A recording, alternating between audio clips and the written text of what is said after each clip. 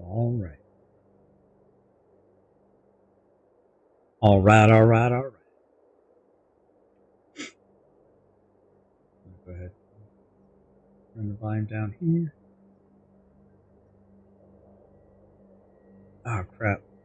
I didn't change. Well, I got to edit this, don't I?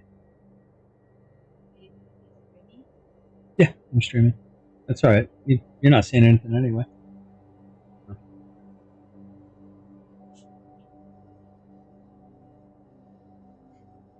right. I'm going to get a first look at Laurelwind. Arena, not Arena. Alchemy. So far gaming.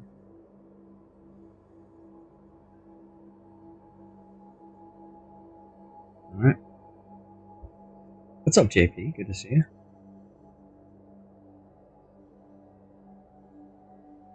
Get to hit that like button. Like, share, subscribe. Yap. Yap some more. Like, share, and subscribe. Alright, let me go ahead and pin that. Alright, we are good to go.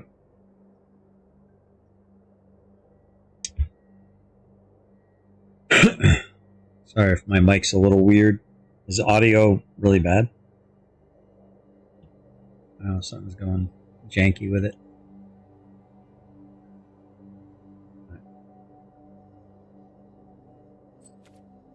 Okay, so Alchemy has landed. Attack with 30 creatures. Let's go to play. Events. Premier Draft Alpha. It's going to cost 10,000 to do that. Let's do it. Let's do it. 3x3 sounds okay. What's up, King Bluto? Good to see you.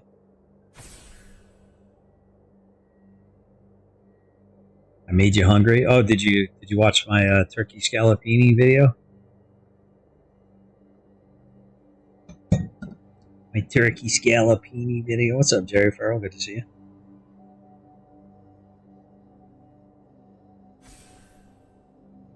Hope everyone's doing great.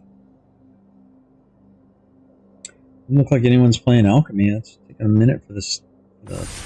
There we go.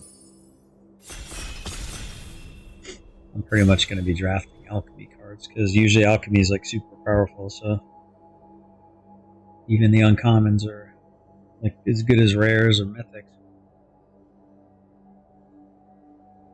We'll see what we can do.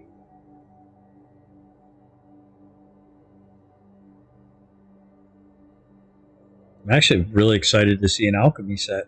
I haven't seen a new Alchemy set in a while. So I'm pretty excited to see that. Just got done watching it. It was a great video. Good. I'm glad you enjoyed it. How was the music? Was the music too loud, or what did you think of that? Did it need to be a little softer? Or I'm trying to figure out the right volume blend for it.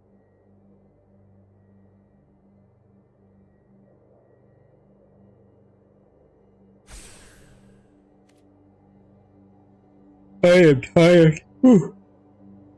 Just the scotch too loud. I'm going to make a couple pork chops tonight. Two good looking ones. Are they like thick cut ones? Gotta like the thick cut pork chops. I do have a pork chop cooking video too, don't I? Oh, here we go. What is this? That's not Alchemy then. Oh wow, some good goblin cards. Mill 3 cards, then each creature card in your graveyard perpetually gets +1/+1. You may put an elf or land card from among the milled cards in your hand. Ooh.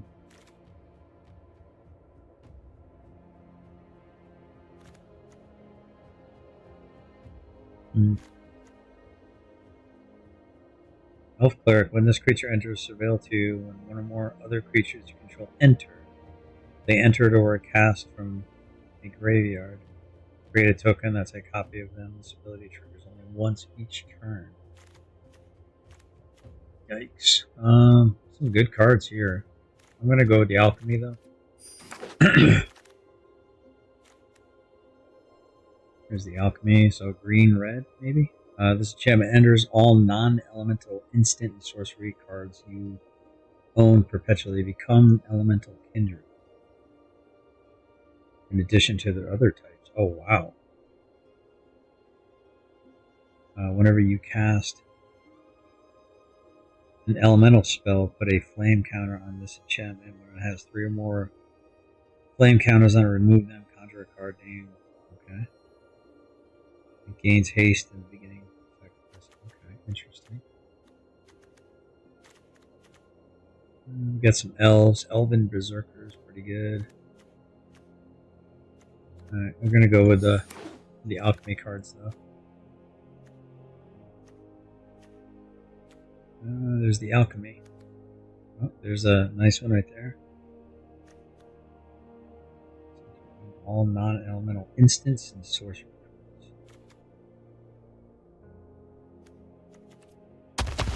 We're just picking the alchemy cards, boys. That's what we're doing.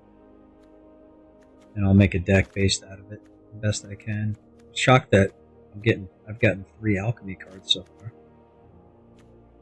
Oh, this could be my 4th. Seek a Kithkin card at the beginning of your next end step. If that card is in your hand, exile it.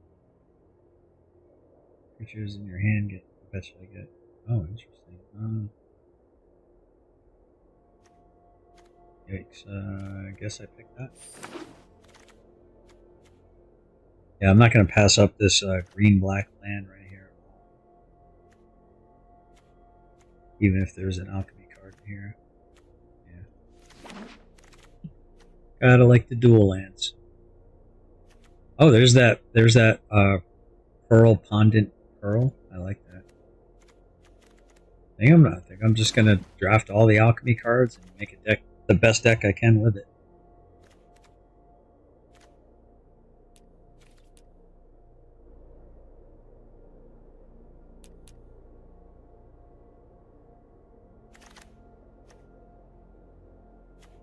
Oh, there's another alchemy card. Mill 3 cards, then each creature card in your graveyard. I gotta figure out like anything that I can pull. Like right here, Unbury is perfect. I'm gonna grab the Unbury. Right now I might be doing black-green.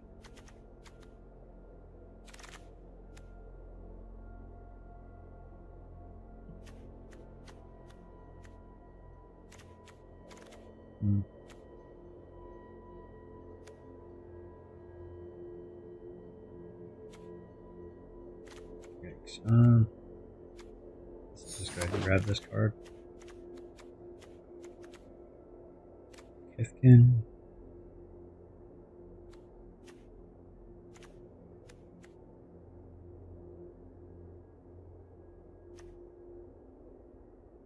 This has Surveil, so that... Yeah, I think I'm going to go with the Kithkin Citizen. Probably should have gone with the Surveil, though, because that'll help kind of mess with this, right?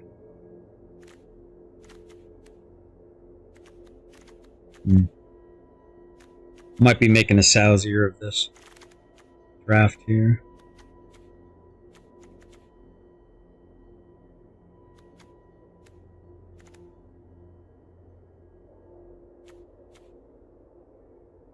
Go ahead and pick the giant.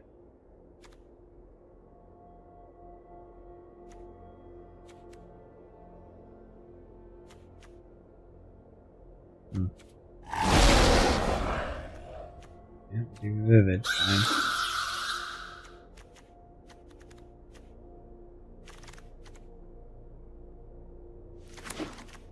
Alright, it's a hot mess so far.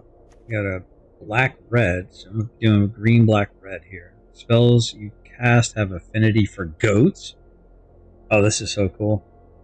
Target non-goat creature perpetually becomes a goat in addition to its other types, then conjure a card named Goat Nap into your hand. Oh, this is just never ending steal your stuff. That's just wrong. The Grand Goat Napper, Randy. Oh, that's so cool. Rare. Get another red. Crater Stomp deals 3 damage to target creature and opponent controls. Each other creature that player controls becomes a coward in addition to its other types and gains. This creature can't block giants or warriors. That's pretty cool. Alright. I'm gonna grab this other druid.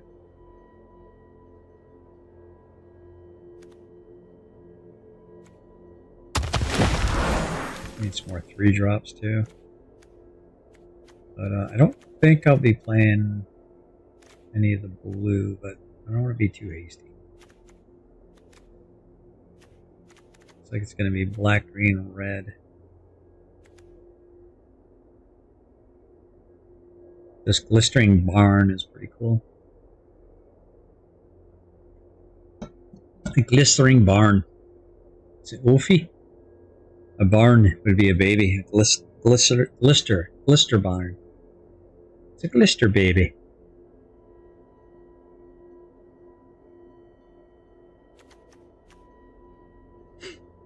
I mean, this is nice. If I can get a, I wonder if Doran has, I wonder if there's an Alchemy Doran version. That would be so cool.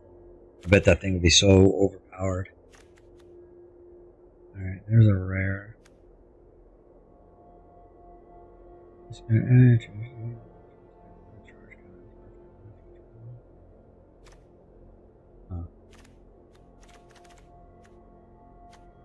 I'm not seeing an alchemy card though.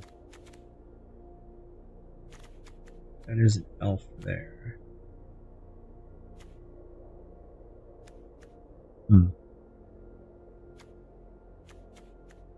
The question is, do I just draft the rare? Oh, looks like Rider's going live, my friends. I don't think we're going to be using this though.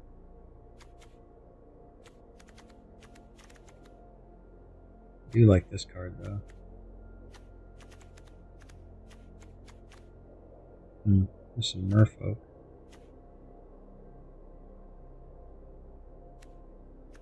I think I'm going to take this. Oh, that's such a good card too though.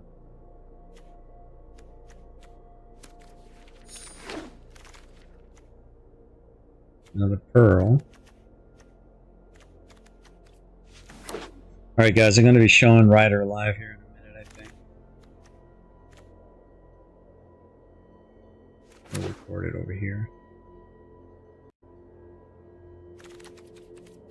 Audio, no music.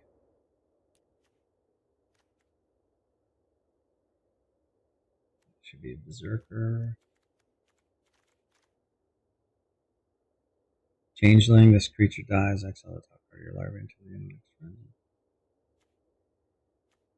We're gonna go with the berserker. Fairy wizard.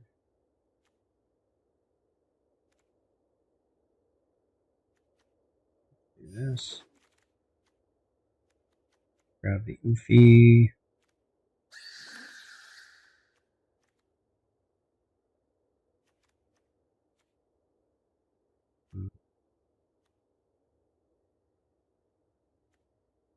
I don't know, maybe I will go all 5 colors. Goblin. This. Yep, that's the card. Just throw this in here. Oh wow! There is a rare tree folk. When this creature enters, forest cards in your hand and library perpetually become 3/4 tree folk creatures in addition to their other types and gain reach and haste when this creature dies. Seek 2 forest cards and put them onto the battlefield. That's pretty awesome. Alright, so I'm gonna do this real quick though.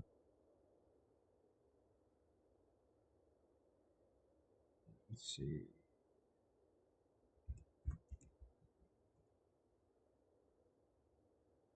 All right. Looks like Doofus is going live.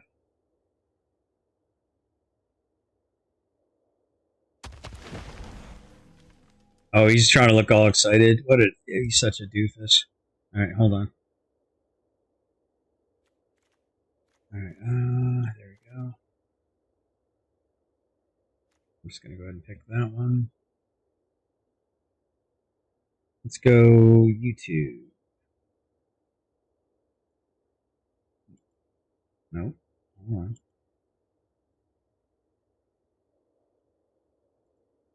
Properties.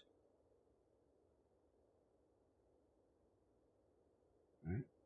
Let's go do this. All what's happening for public safety here with you with a huge, massive court update on the Brown versus Ryder, which was the...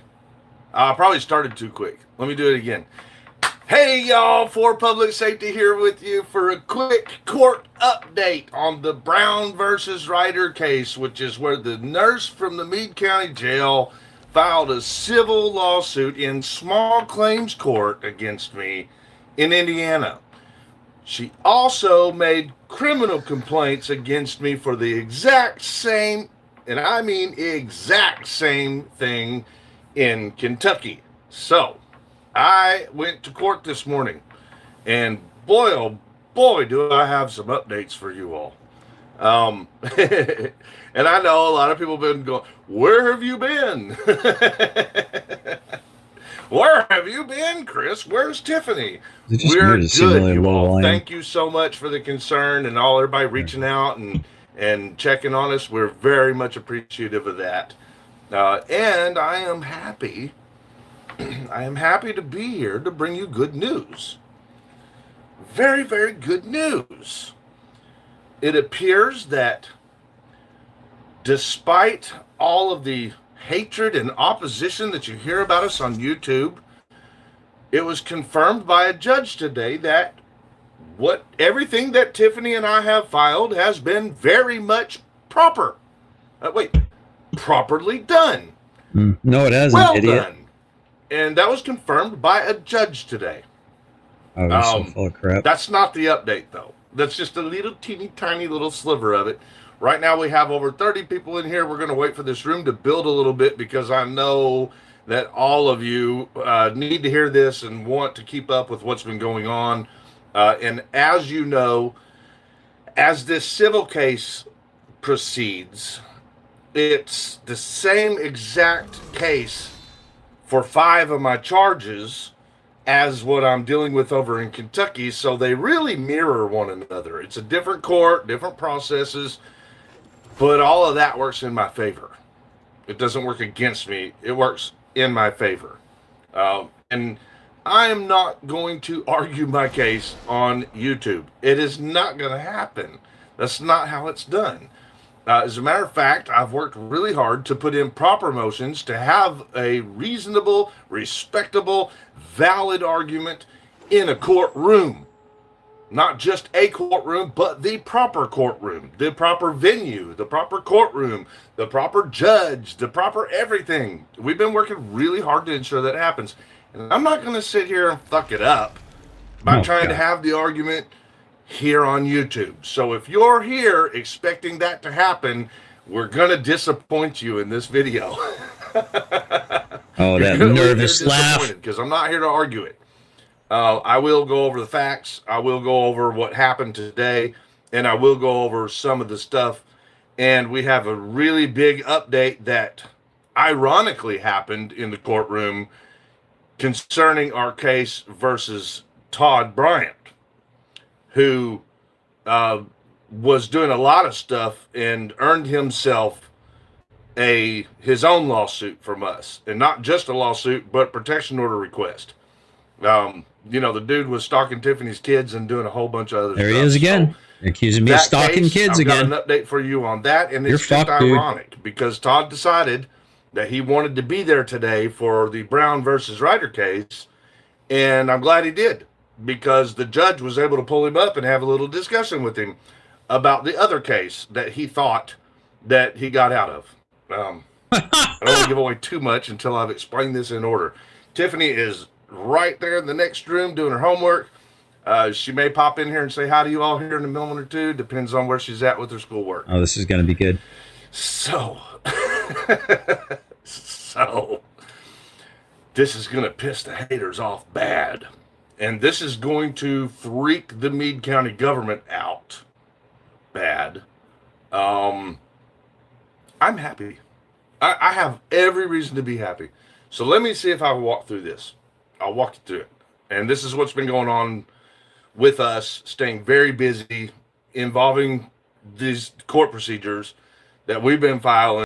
So I'm going to pause right here. I'm going to try not to pause it all that much because I want it to be pretty much just in case he gets rid of this. I want this to be a record of it.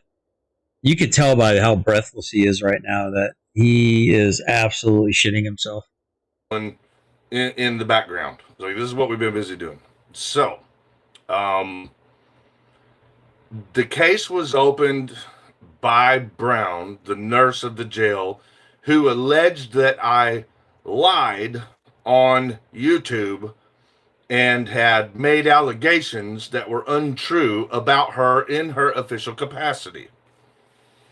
Therefore, she filed a small claims against me where I live in Harrison County, Indiana. So a Kentucky jail nurse filed a small claims where I live to try to come after me for $10,000 or less, right? The same exact allegations that she makes in this civil case is exactly what she wrote in Kentucky as a criminal charging request. So in other words, she wrote the exact same shit in Kentucky to the prosecutor, and I'm facing 5 criminal charges over the exact same verbiage, word for word, all the way through.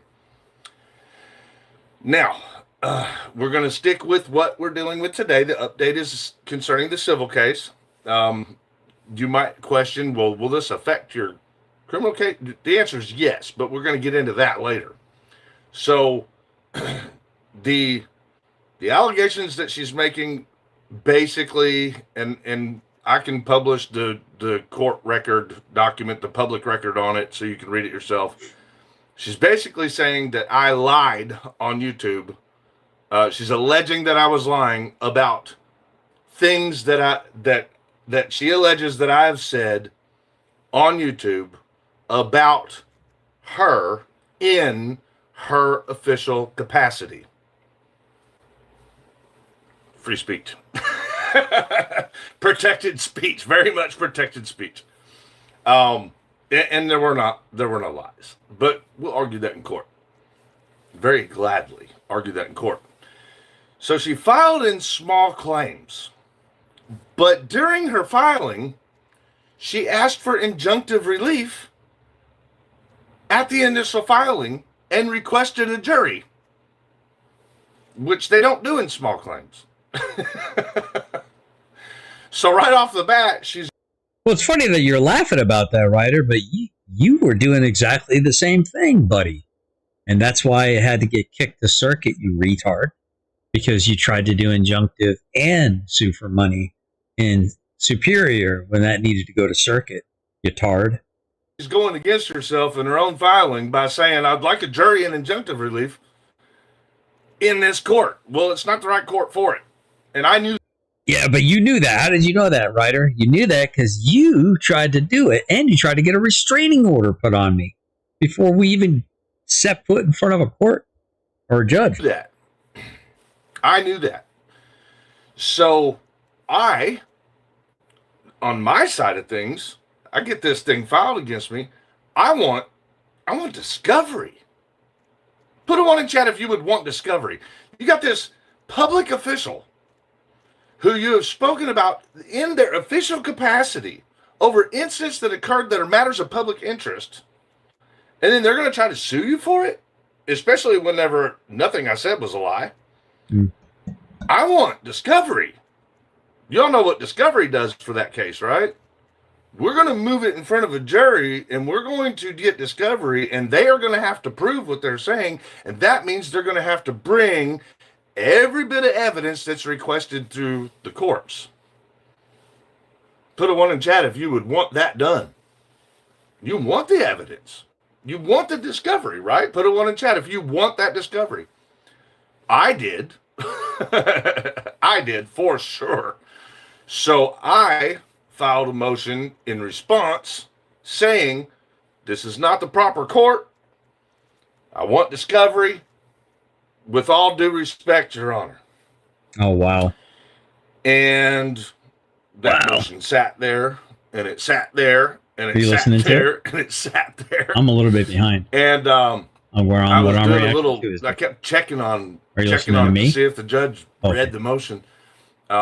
And at a certain point, it was like, we're going to end up in the courtroom before this motion's even answered. So, and I want to move courts. And little did I know, the filing that the petitioner did even requested a jury. So, like, why wouldn't we move it to the court that everybody in the case wants, right?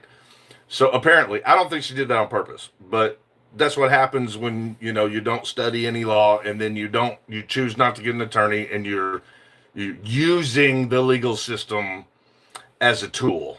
So she fucked up. That's what she did. She fucked up. And it worked in my favor, but I also had my rights to a jury trial. So I was demanding my rights to a jury trial. I was demanding my right to discovery, more or less. And I'm also working with an attorney's office, which we'll get more to that in just a second. But so I responded on my own. I filed these motions pro se, but the move was going to be once it was to the point where I didn't feel comfortable anymore in the process, then I would go ahead, because attorneys cost a lot of money. So I did everything that I knew how to do and felt very comfortable doing pro se. And now I'm past pro se, and I'm with the legal experts at this point. So there's been some attorney fees paid and have signed up to represent me in the case. We'll get more to that in just a moment. But so I had filed this motion for the judge to see, saying I want to move court to where I can do discovery. I want to move court because I'm demanding a jury trial. And there was no response.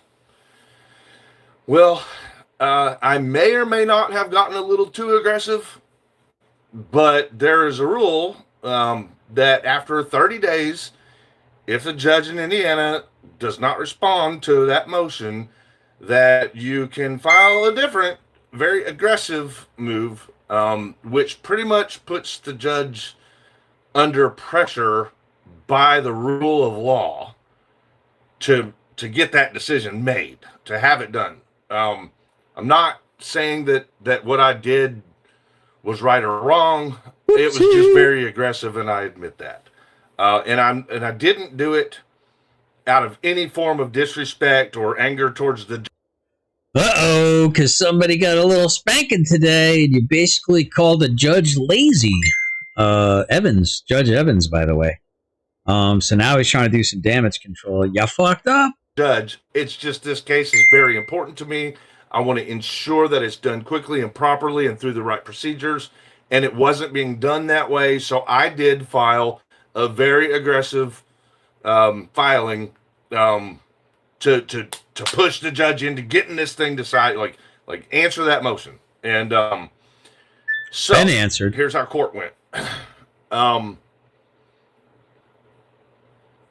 The judge recognized that motion. The judge was extremely calm, fair, respectable, polite, everything you would want a good judge to be. I can only imagine how he's going to spin my response. This is going to be, this is going to be glorious. And he was a sitting judge for the judge that was on the case, a special judge. So the first thing he did was he called us up wanting to talk about and explain his reasoning for having not answered my motion. And he started out by saying, what you filed was absolutely right. You were 100% within the right. And he didn't use the words, I'm sorry, but he did fully explain why that hadn't been answered within that 30 days. And I fully accept his answer to me. It was very polite of him, and I can fully respect the fact that he wanted to have a discussion about it and openly in front of the public like he did. So that was really good. I got nothing but respect for the judge. And so that went really well. He explained it. He said, and I'm not going to give you, his full breakdown, but what he said is he's a special judge. He basically only opens all the motions and stuff to the case just right before the hearings as just like a standard way he does it. And he said, therefore, I didn't see your motions. And now that's not what he said. And he said, so they've been resolved. I took care of it. I wanted you to know that before we ever start. He said, this is not a trial. He said, you're getting what you motioned. I've taken care of that. And he was basically apologizing for having not done that already and explaining why it's not the original judge's fault. Super great guy. And fully understandable. So I retracted my aggressive motion that was going to kind of put the judge. No, bro. Oh, no. No, you probably retracted it because the guy you finally paid to actually represent you basically told you that was a very disrespectful statement you just made about that judge. And so now you're trying to cover your ass, right? But you did everything you were supposed to do at exactly the right time and exactly the right way, didn't you? Didn't you, Chris Ryder? Huh. Judge in the hot seat. I retracted that. I had no problem doing that because I'm a reasonable man. I just wanted to make sure this thing gets done. Got a lot riding on this. So, and I had an attorney with me, which I paid for. If anyone wants to help us with this today, I've already paid $500.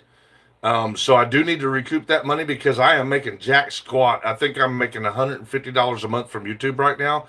And the jailer and his squad of goons has already contacted every single one of my clients and lied to them, and I'm getting no work. So I want to work. Wow. I want to go to work, regular work, and I want to be a YouTuber.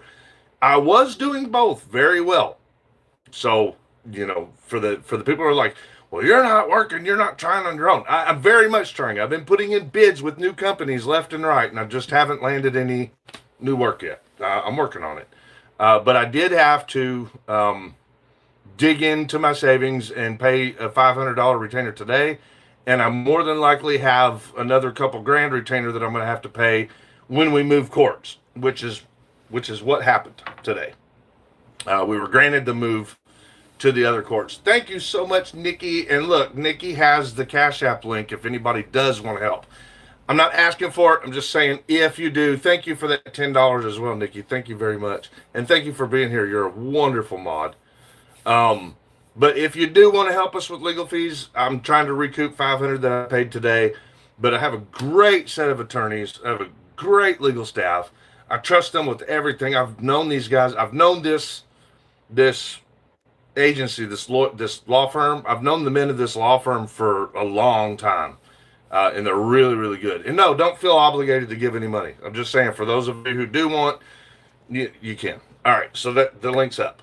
Now, so this is where it gets really wild and ironic. So Todd Bryant has pushed himself so far into our cases and our business that we've literally had to press legal action against him. Criminal charges. We've filed protection orders against him in 2 states. We've had to inform law agencies about him stalking and trying to intimidate us and cause us problems and using his YouTube channel as a tool to hurt us. Like, there's been a lot that Todd has been doing. The biggest thing where he really crossed the line was when we found out that he literally was stalking Tiffany's kid.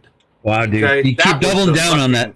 I'm going to slam this guy's balls. Put on chat if you agree. You right would fucking do it too, right? Like one in chat, if you would take action, no matter what you had to do, you would take action at the point keep talking, in which the retard. motherfucker Ryder. Seeking out, finding your child, and fucking interacting with your child as a measure of stalking. This is disgusting. Come the fuck on. Who wouldn't do that? So yes, we did. That was this is fucking disgusting. When we decided, hey, no, enough's enough. We're filing something. So we did.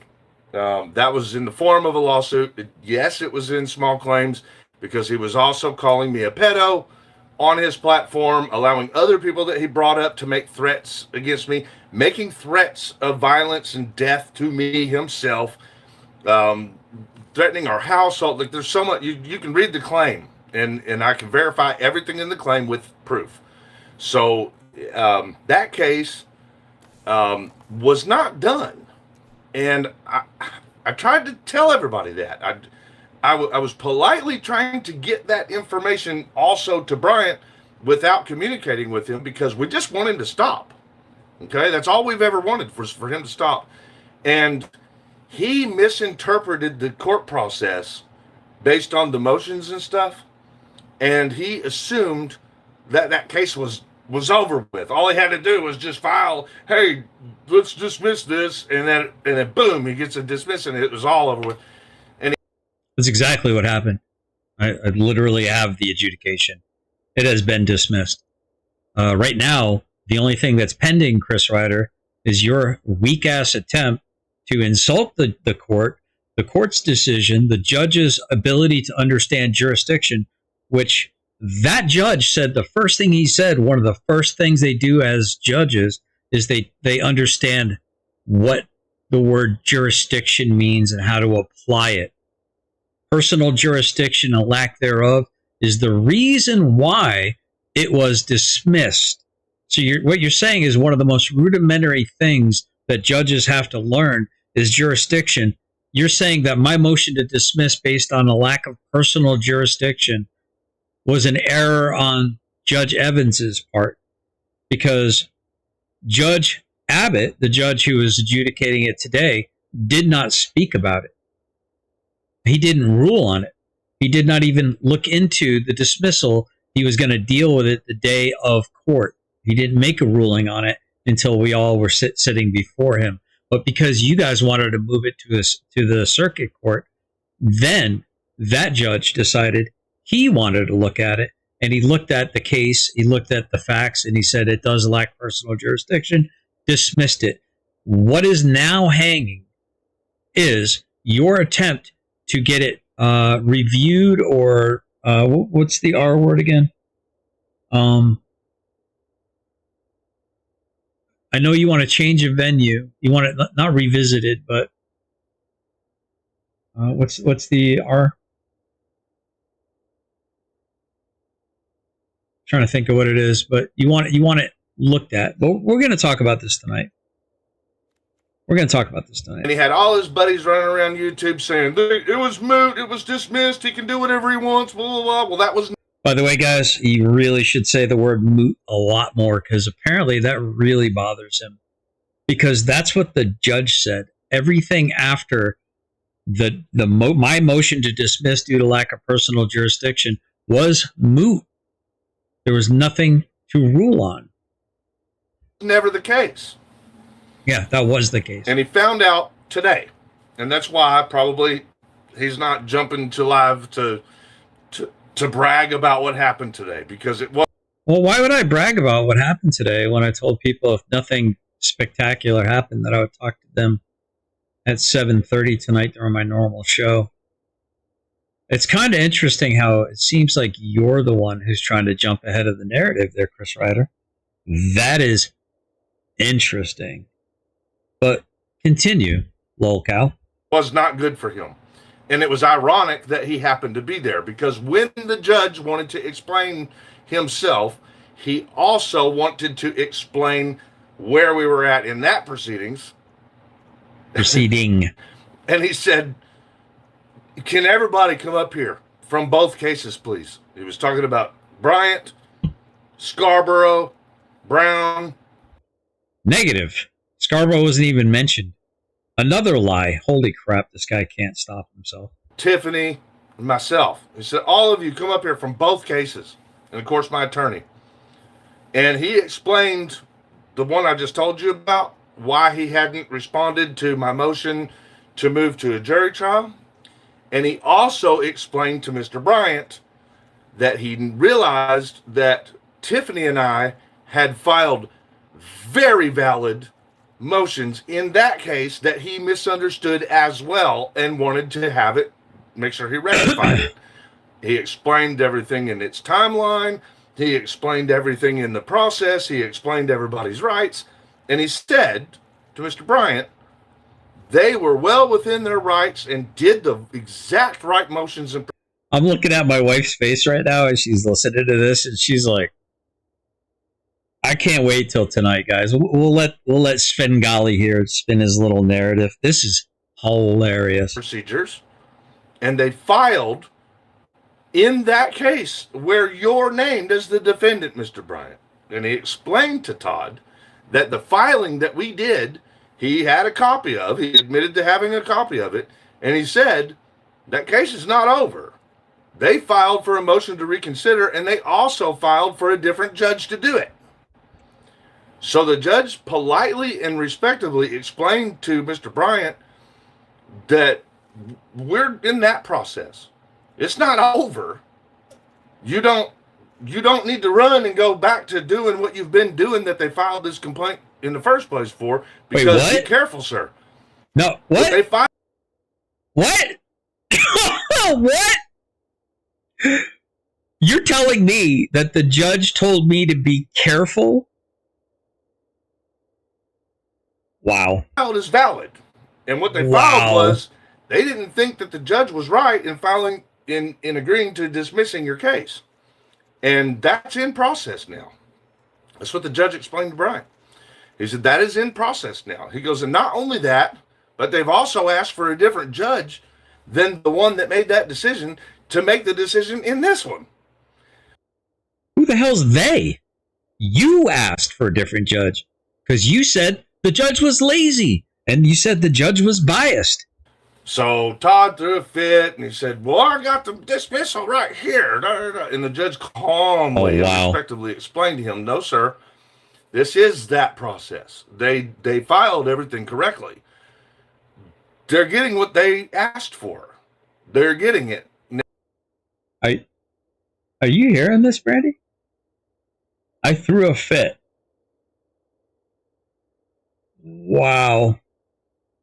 Oh, I can't wait. I can't wait. Oh, I can't wait. Now, this judge even explained, I'm not the judge. He said, I'm not the judge in that case. He goes, but the judge that gave you the dismiss answer is also not the judge in that case anymore. And it's going to take us some time to get a judge to do it, to even make that decision. Todd tried to argue it with this judge, which is the wrong judge. And he said, well, they just appealed. They just appealed. And the judge said, no, actually not. It's not an appeal because once the judge has decided on the motion that they filed, whether or not that decision needs to be redone, but depending on that decision that they get from that filing, they'll still have from that point on another 45 days to file an appeal if necessary. So Bryant fucked around and found out today. Oh, did I? And I'm glad he was there for that reason. I do not think that it's cool for him to try to intimidate us and obstruct our current cases by sticking his little tiny penis in our fucking business and following our family around and trying to play Mr. fucking tough guy on YouTube. He really just needs to quit.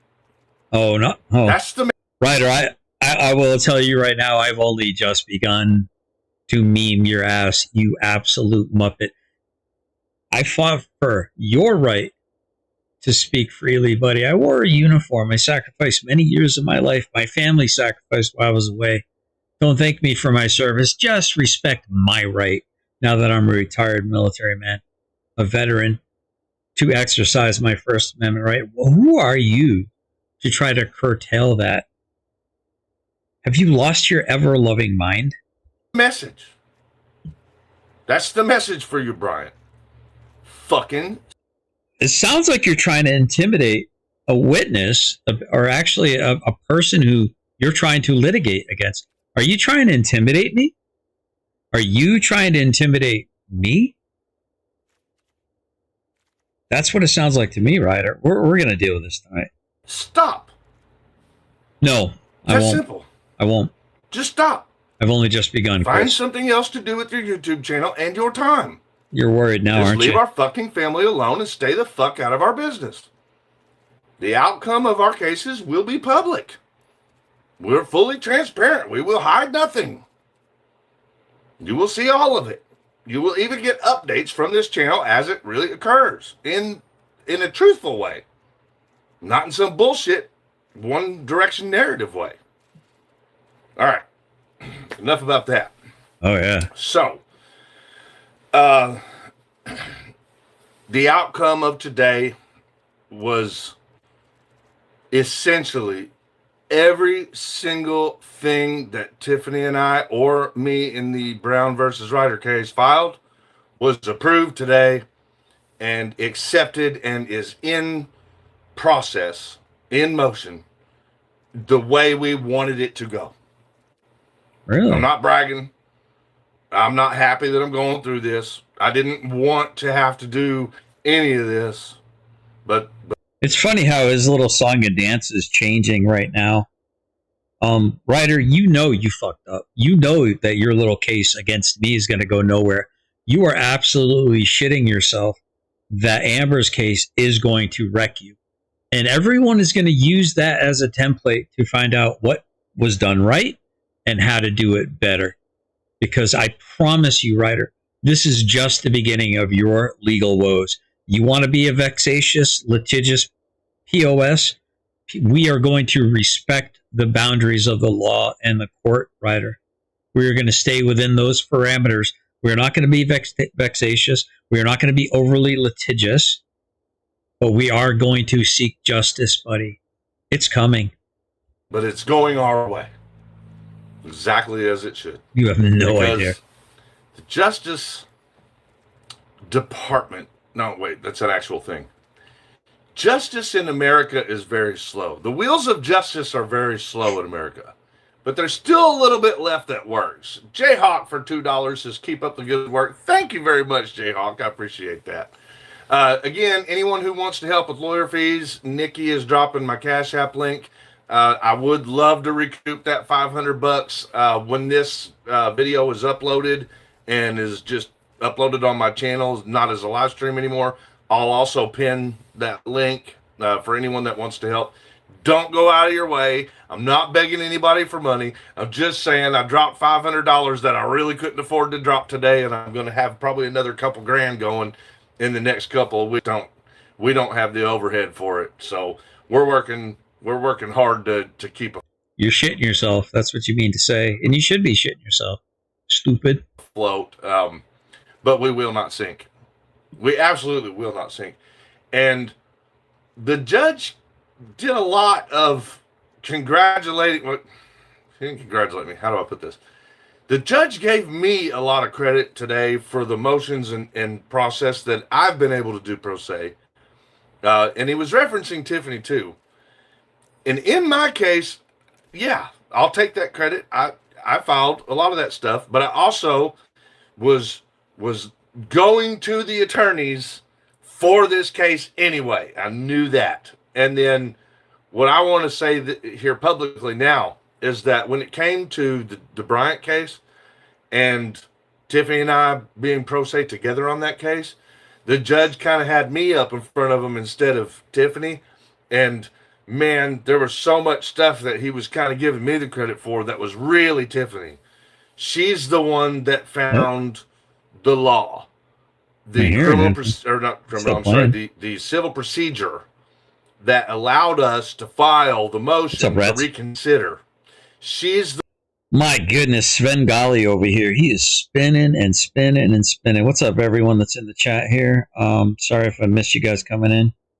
Chris never served, and his father never served. Thank you, Todd. I appreciate that, Miss Mama. I do appreciate that. Ronnie Rebel is talking some smack. It looks like.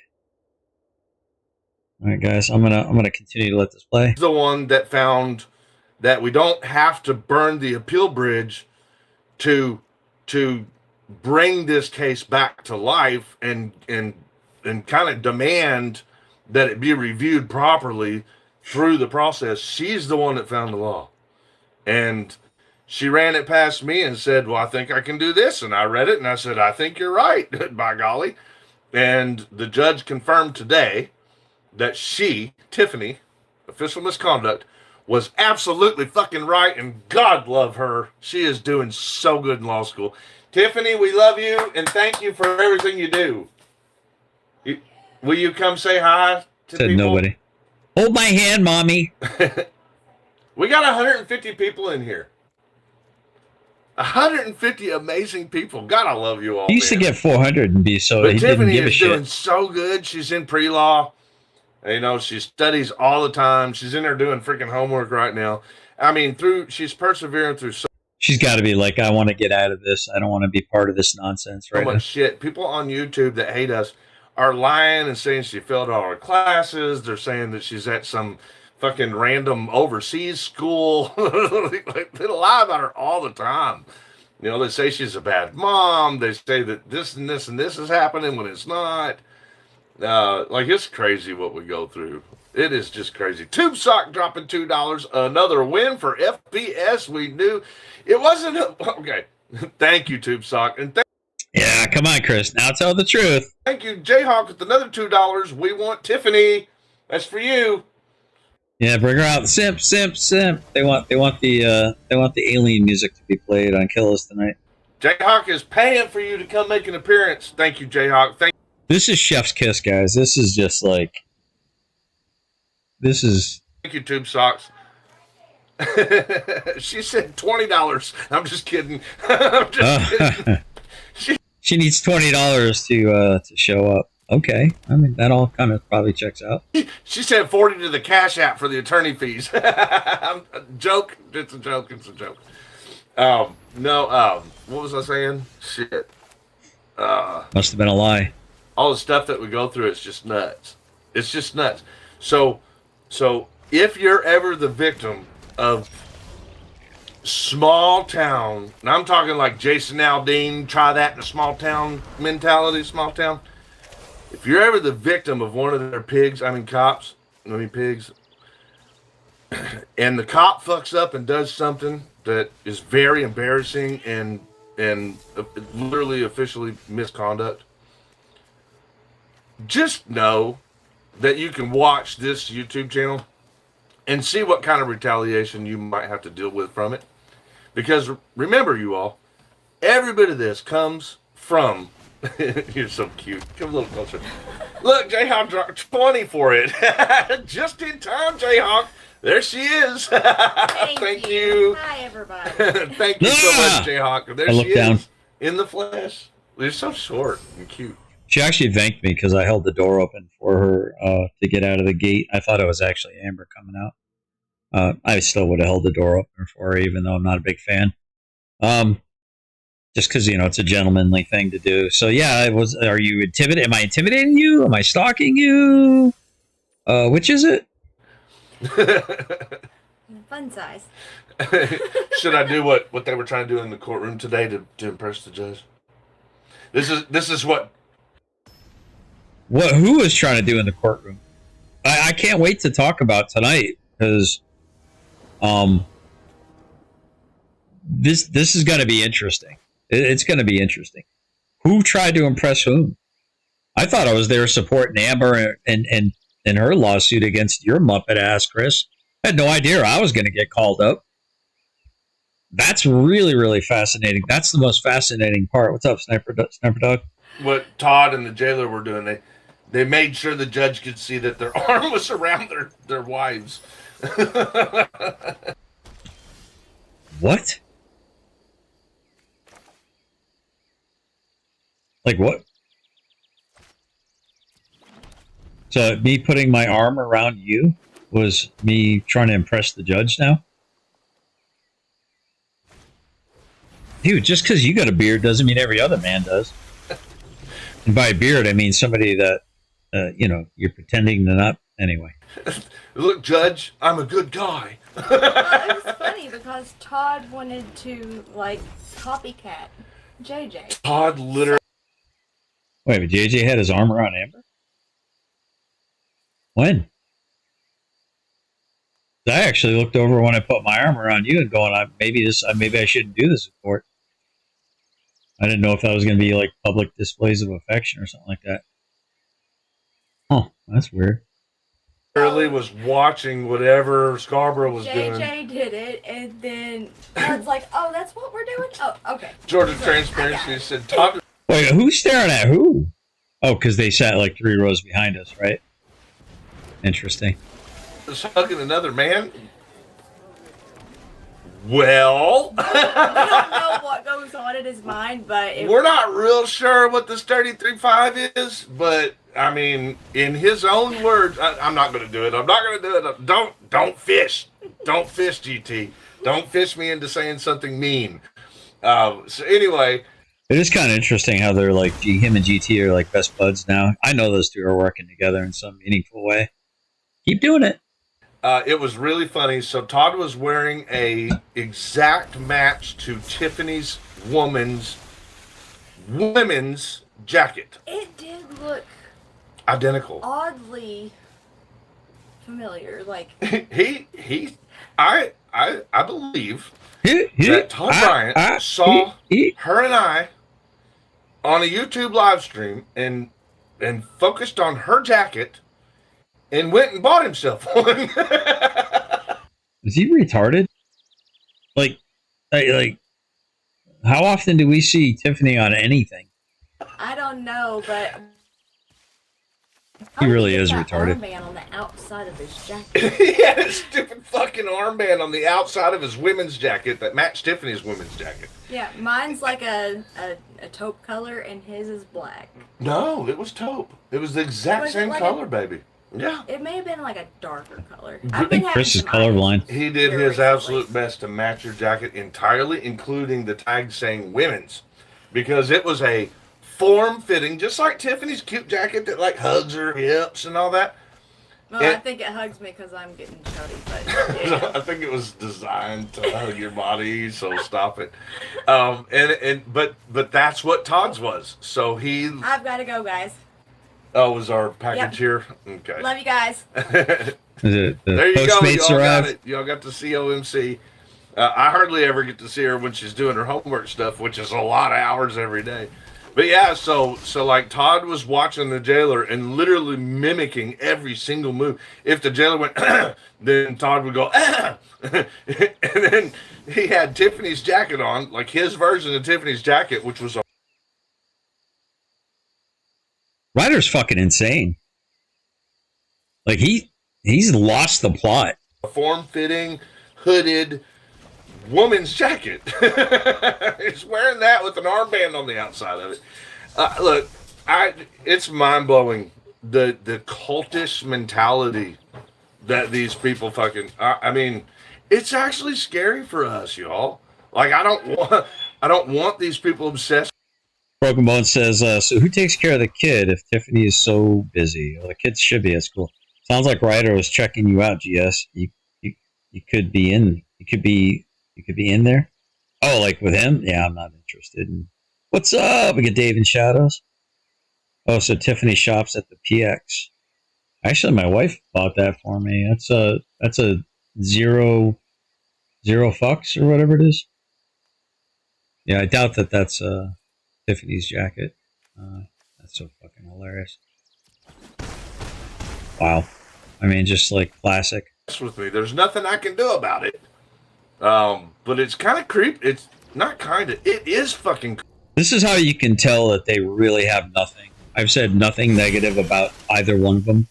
But apparently they were really staring hard at me, apparently, and watching us from behind. Who's stalking who now? That's a really good question. Creepy. It's fucking creepy. If you're watching, Bryant, you creep us the fuck out, dude. Like, leave us alone. Fuck. No, it's actually it's the puffy one. It kind of looks like the whoopee. What's that? Whoopee. Yeah, it's like the whoopee material. You know, like the poncho liner material. You all know that the jailer ain't going to leave us alone, and that's what I want to get back to. So finally, I want to end it on this note. How do you ask me to leave you alone while you keep suing me, making up lies about me, Ryder? I am going to fucking own you financially for the rest of your life. Anytime you get any kind of a windfall, I'm going to be attached to it in one meaningful way or another. Anytime you get any property that's going to be of any value, if I get the adjudication in my direction, buddy, there will be a lien on it. On anything you sell, the money will have to come to me. Maybe. Who knows? We'll see what happens. No.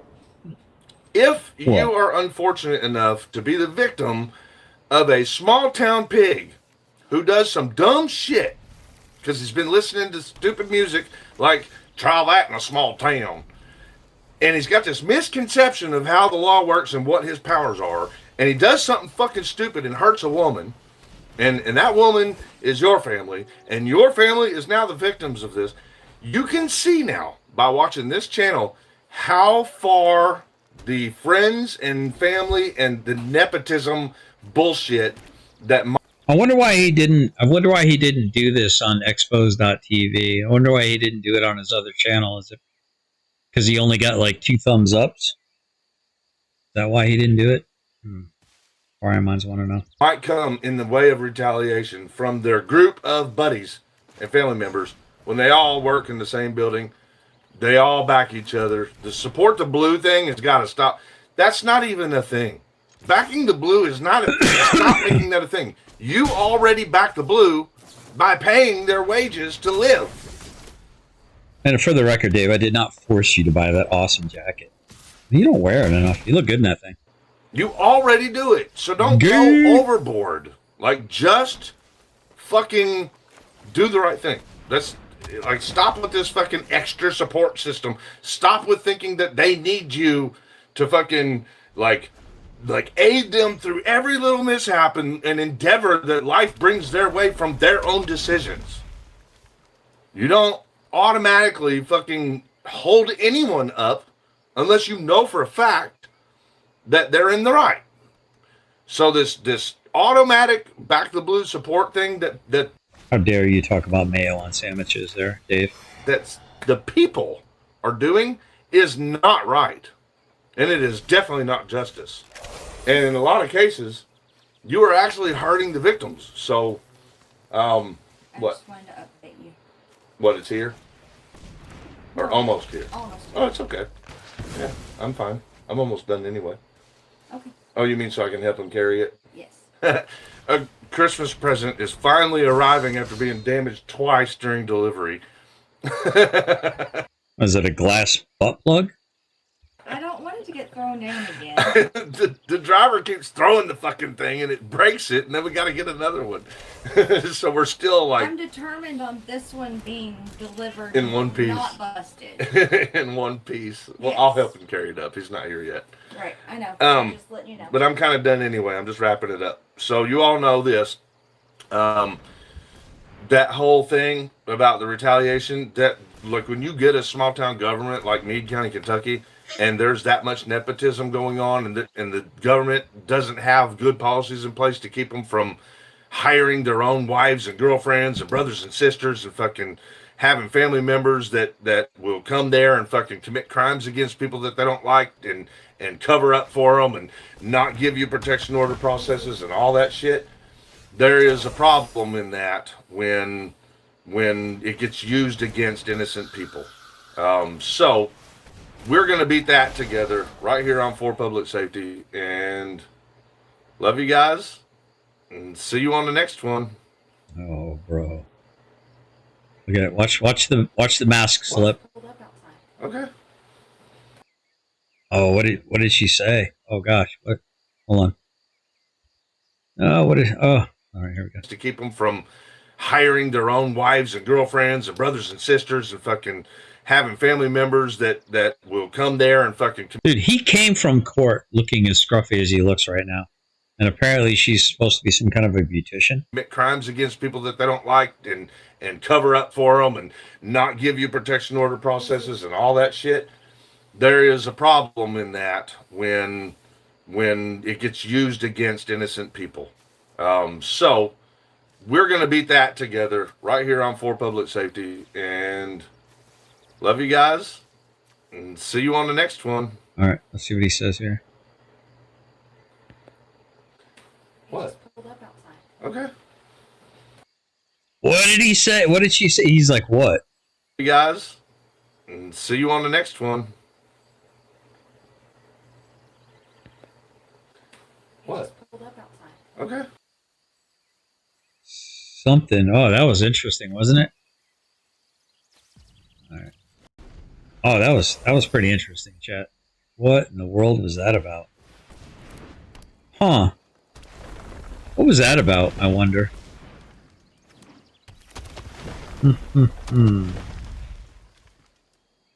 Interesting.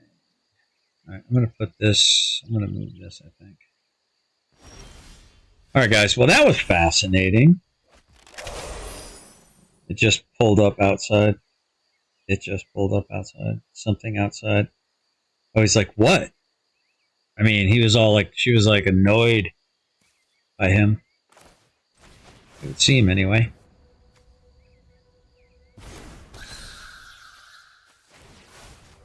Wait, I thought I destroyed that damn thing. How many of those does he have?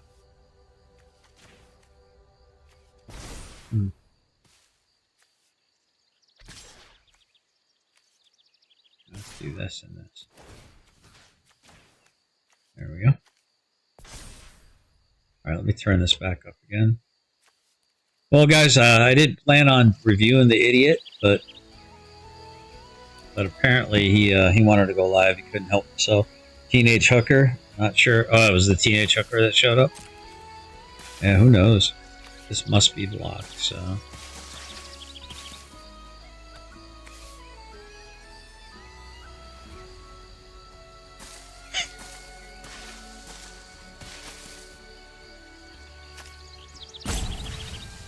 What are we doing there, Chief?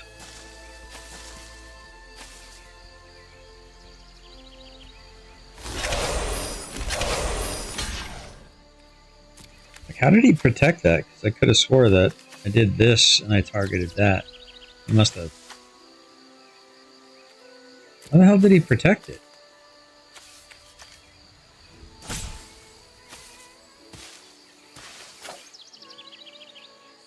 Let's go. Right.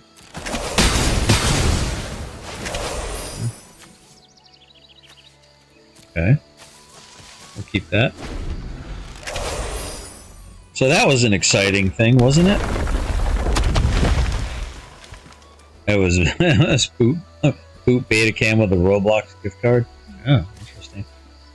MC Dilgaf says he had to use his savings. Huh. That's the reason people have savings. He wants to recoup it, though. He wants to recoup it, though. Well, let's see what happens here, chat. Let's see what happens here. I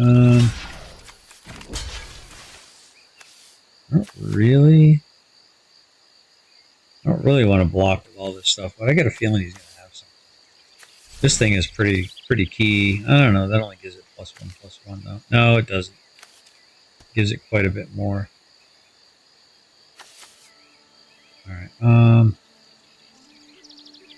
4 does 3 more damage. What if we do this? We'll take 7. Is he gonna regenerate it? Oh, that's interesting. Okay, I'm at 6 life. It's not so bueno. But he only has 2 blockers. Huh.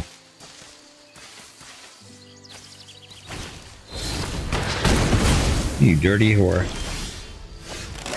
You dirty sumbitch. Let's see.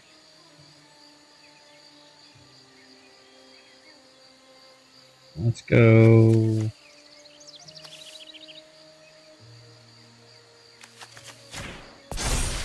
Hell, let's go here. Okay.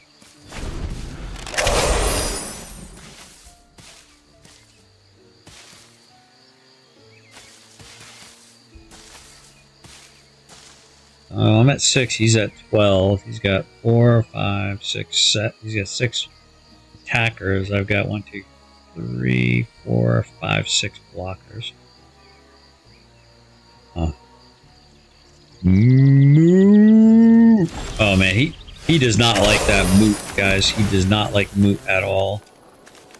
I'm noticing this. Should I? What is that going to give it? 2 plus 2. Oh. I think we go here. I think we swing. Let's see what happens here. Okay. 6 damage. 8 damage. 1 bleed over. We're good to go there. Alright guys, so I know a lot of you aren't here to watch me play games and stuff like that. I get it. So what I will do is I will load up a Collector's Talks, I think. And we can check that out. And for those of you that aren't really here for the games, I wasn't really prepared to do anything but the games at the moment. So here we'll do this. Oh, hold on. Alright, let me just finish this turn. Ooh, this is going to be pretty big. Oh, that would have been nice if I would have still had my trample. Let's see.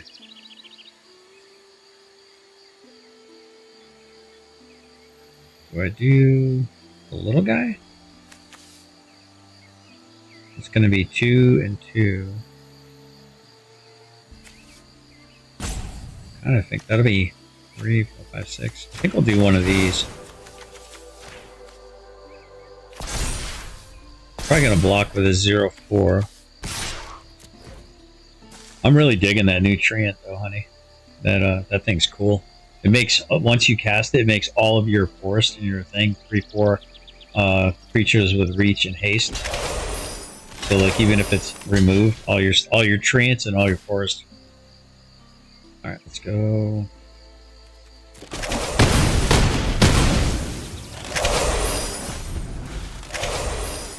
You know what? Maybe I'll send my, I think maybe this turn I'm going to send my, my Death Touch guy over. Oh, shite! This could be bad, boys. Oh, Spry and Mighty. That's such a good card, too. So he's got 8, 12 damage trample. Uh-oh, this could be bad for me, guys.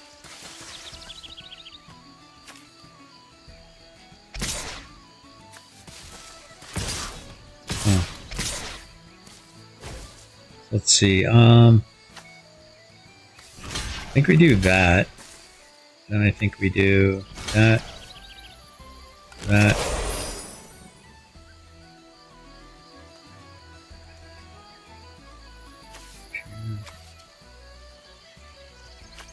Trying to block some damage here, right? I think I do that. Then I go here, there. I'm gonna do that. Let me see. Hold on.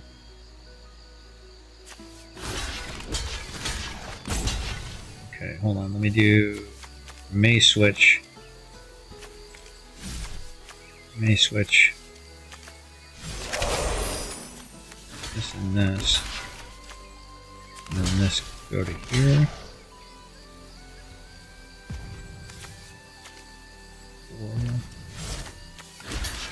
There we go. Alright, let's do that. I don't think I just...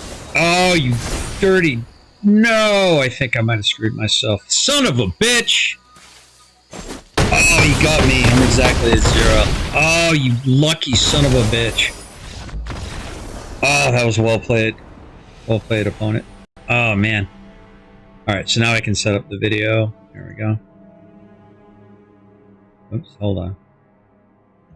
I guess we're going to find out whether the Tuskegee Airmen story is bullshit or not. Alright, let's go YouTube. And let's make this a little bit smaller for the ladies.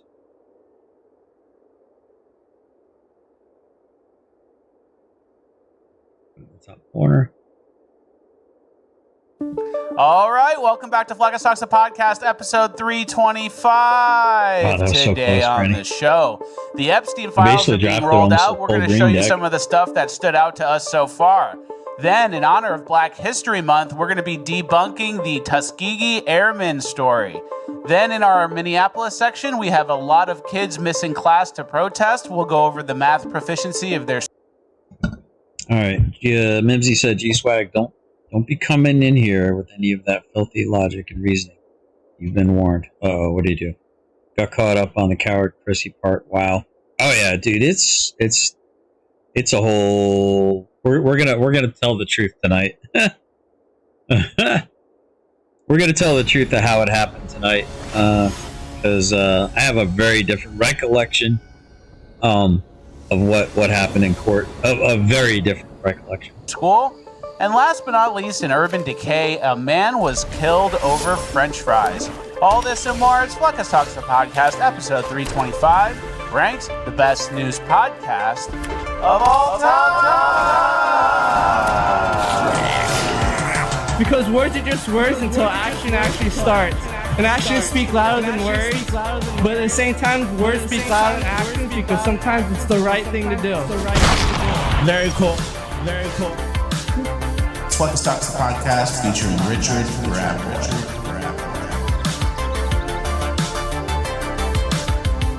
All right, 1 for 1 on the intro, as always. Guys, I don't know about you, but during the break, my diet and health routine kind of went off the rails. Canned cake, Chinese, late night ordering pizza, stuff like that, desserts, lots of desserts. It got pretty bad pretty fast, but now that we're in the new year, it's time to reset and get back on track. Let's undo all that, and for a New Year's resolution, let's actually give our bodies what it needs. And for me, this fresh start starts with Cove Pure. Here's the thing. Everyone starts the new year with new diet routines, workouts, supplements, all of these things, but they ignore the most basic thing that is the most important, the water we're drinking.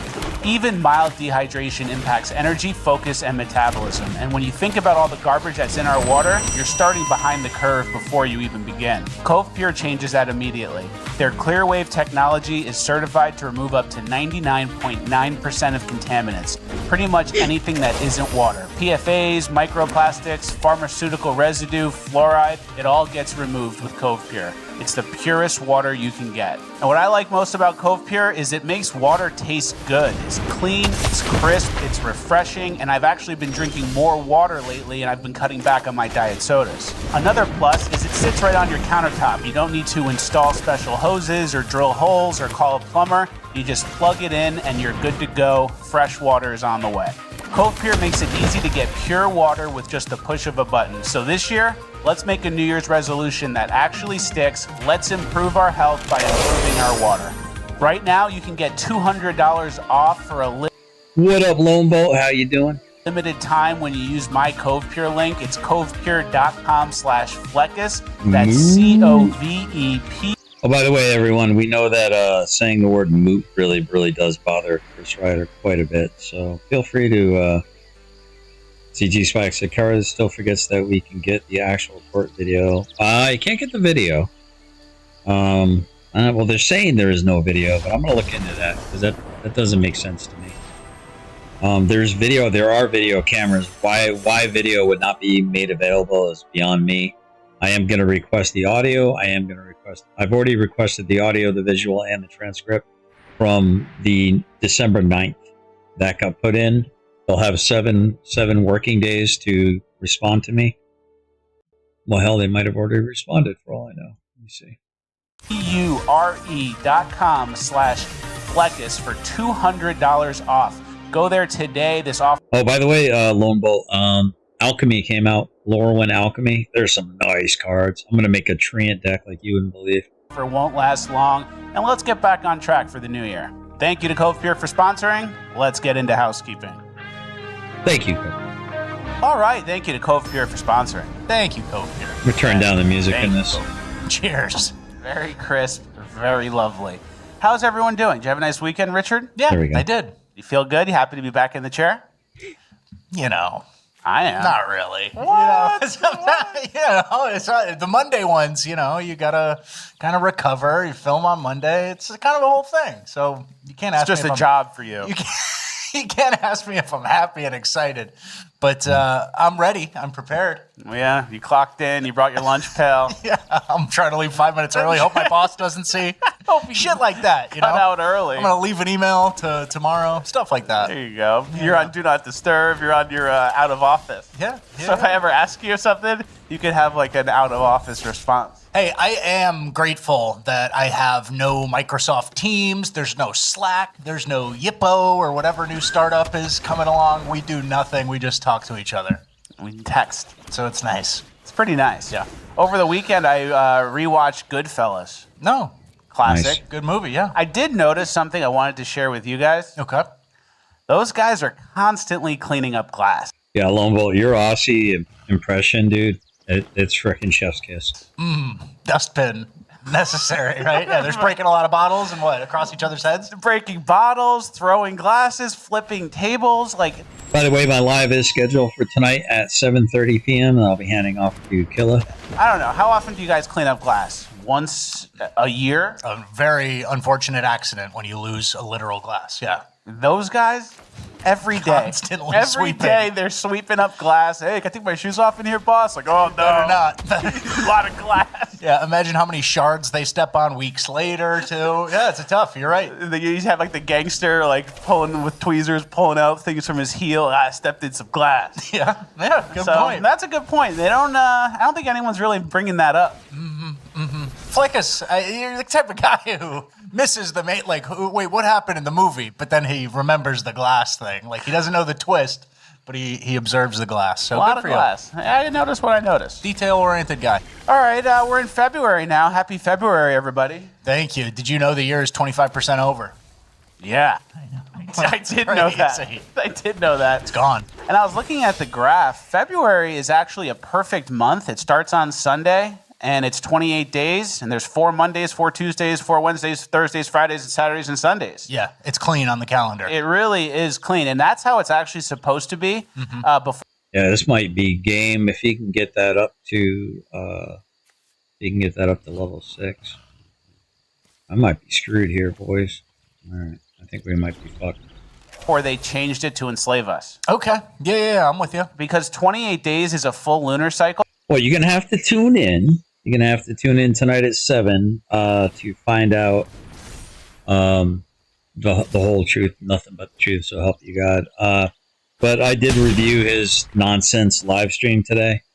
A lot of it was just absolute insanity, as far as I'm concerned. I mean, he's a crazy person.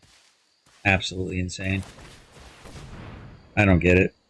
13 times 28 is 364. Get an extra day for the leap year, no big deal. And then 13 lunar cycles is 1 solar year. So that really would be perfect. And then the extra month we would need for a 13-month calendar would come between June and July, and it would be called Sol, S-O-L, which is like sun. Extra 1 day. Yeah. Or the extra month, I mean. Oh, okay. Gotcha. So there's like- You're advocating for 13 months again, which Yeah. we've done this before, right? Yeah. And then they have April Fool's Day on April 1st because that's how they make fun of us, because that's when the calendar is supposed to actually start. Okay. So what happens? What are we enslaved by? Is this bad? I don't know. It what is happened. not good. They're Okay. trying to keep us off the natural rhythm and cycle of the earth, so it's easier to feel disconnected from it. And then like a wolf hunting. Yeah, just tune into the generally specific show today. Mods, if you'll put my channel in the, I appreciate it. A sheep that left the pack, they can chew us up. Easier to do usury when you're not connected to the earth, right? That's how I see it. Okay. Very good. All right, well, that's enough of that. Let's get into some politics stuff. Obviously, the story of the year so far is all the fraud being done all over the country, especially by migrants. We found some stats out of California that kind of explained how this whole system was put into place. Doctor billed the government $120 million in a single year, claiming to oversee 1,900 patients. With almost 2,000 hospice agencies, LA County has more than 36 states combined and 30 times more than either Florida or New York. 18% of the whole country's home healthcare billing is coming out of Los Angeles County. How is that possible? And take a look at this map, a cluster of 287 hospice providers in a 2-mile radius, some in strip malls, unmarked buildings, even a wrecking yard and vacant lot. So there you go. Yeah. This is how they kind of started their plan and then perfected it, and then they rolled out the playbook nationwide is kind of how I see it. Yeah, and a lot of people have been talking about how imagine what's under the hood of California with the giant budget that they have and all the government spending that has never slowed down. And apparently LA, everyone's just dying, and everyone's the whole economy is caring for elderly people who are. Letting you know I watched and liked your live. Just couldn't comment. Trying to get my middle son to get his online classes caught up. All right, cool. Thank you, Mr. Mimsy. Mr. Mimsy. Have you had an opportunity or occasion to start watching the show, the awesome show yet? Have you had an opportunity? I think I'm screwed. We'll say good game. Yeah, this is a game. Yep. Good game. Are about to die out of a fucking wood shop. It's crazy and really unacceptable too. Like, this is part of the problem is all this money, like grants and stimulus and things and healthcare stuff that's from the government to private business, right? Because the government, we can't run the hospital, you can, and we'll give you the money, right? And all those things are promised to be like, oh, this is going to help. This is going to be great. And then it just goes to like some Armenian's third car, which you can relate to, right? Well, I can. And I do. I like the Armenians, but... Speaking of owls, has anyone heard from Lucid Dreams? Is she no longer with us? I'm sure there is some scamming going on there. And some people were saying that Dr. Oz went all in on this because he's Turkish and he has a lifelong blood feud with Armenians. So there might be some bias there, but I mean, I believe it. Obviously, California is rife with fraud, and that's just one example. That, like, it's so easy to find. They have more than 36 states, and they have, they combine everything, and the data is so easy, and it goes uncontested for so long, right? Crazy. All right, Nana, we're going to drop you off at your hospice care facility at this junkyard. Yeah.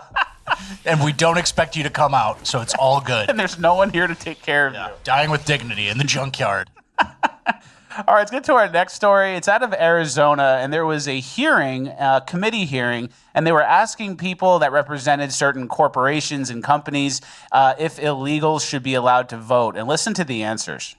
Do you believe that people should have to be United States citizens in order to vote in Arizona's elections? I'm representing an organization and I'm speaking to this bill. I've shared those sentiments. Does the organization you're here representing believe that people should have to be United States citizens in order to vote in Arizona's elections? That's a question that I'd have to go back for that very specific question. How can you not answer that question directly?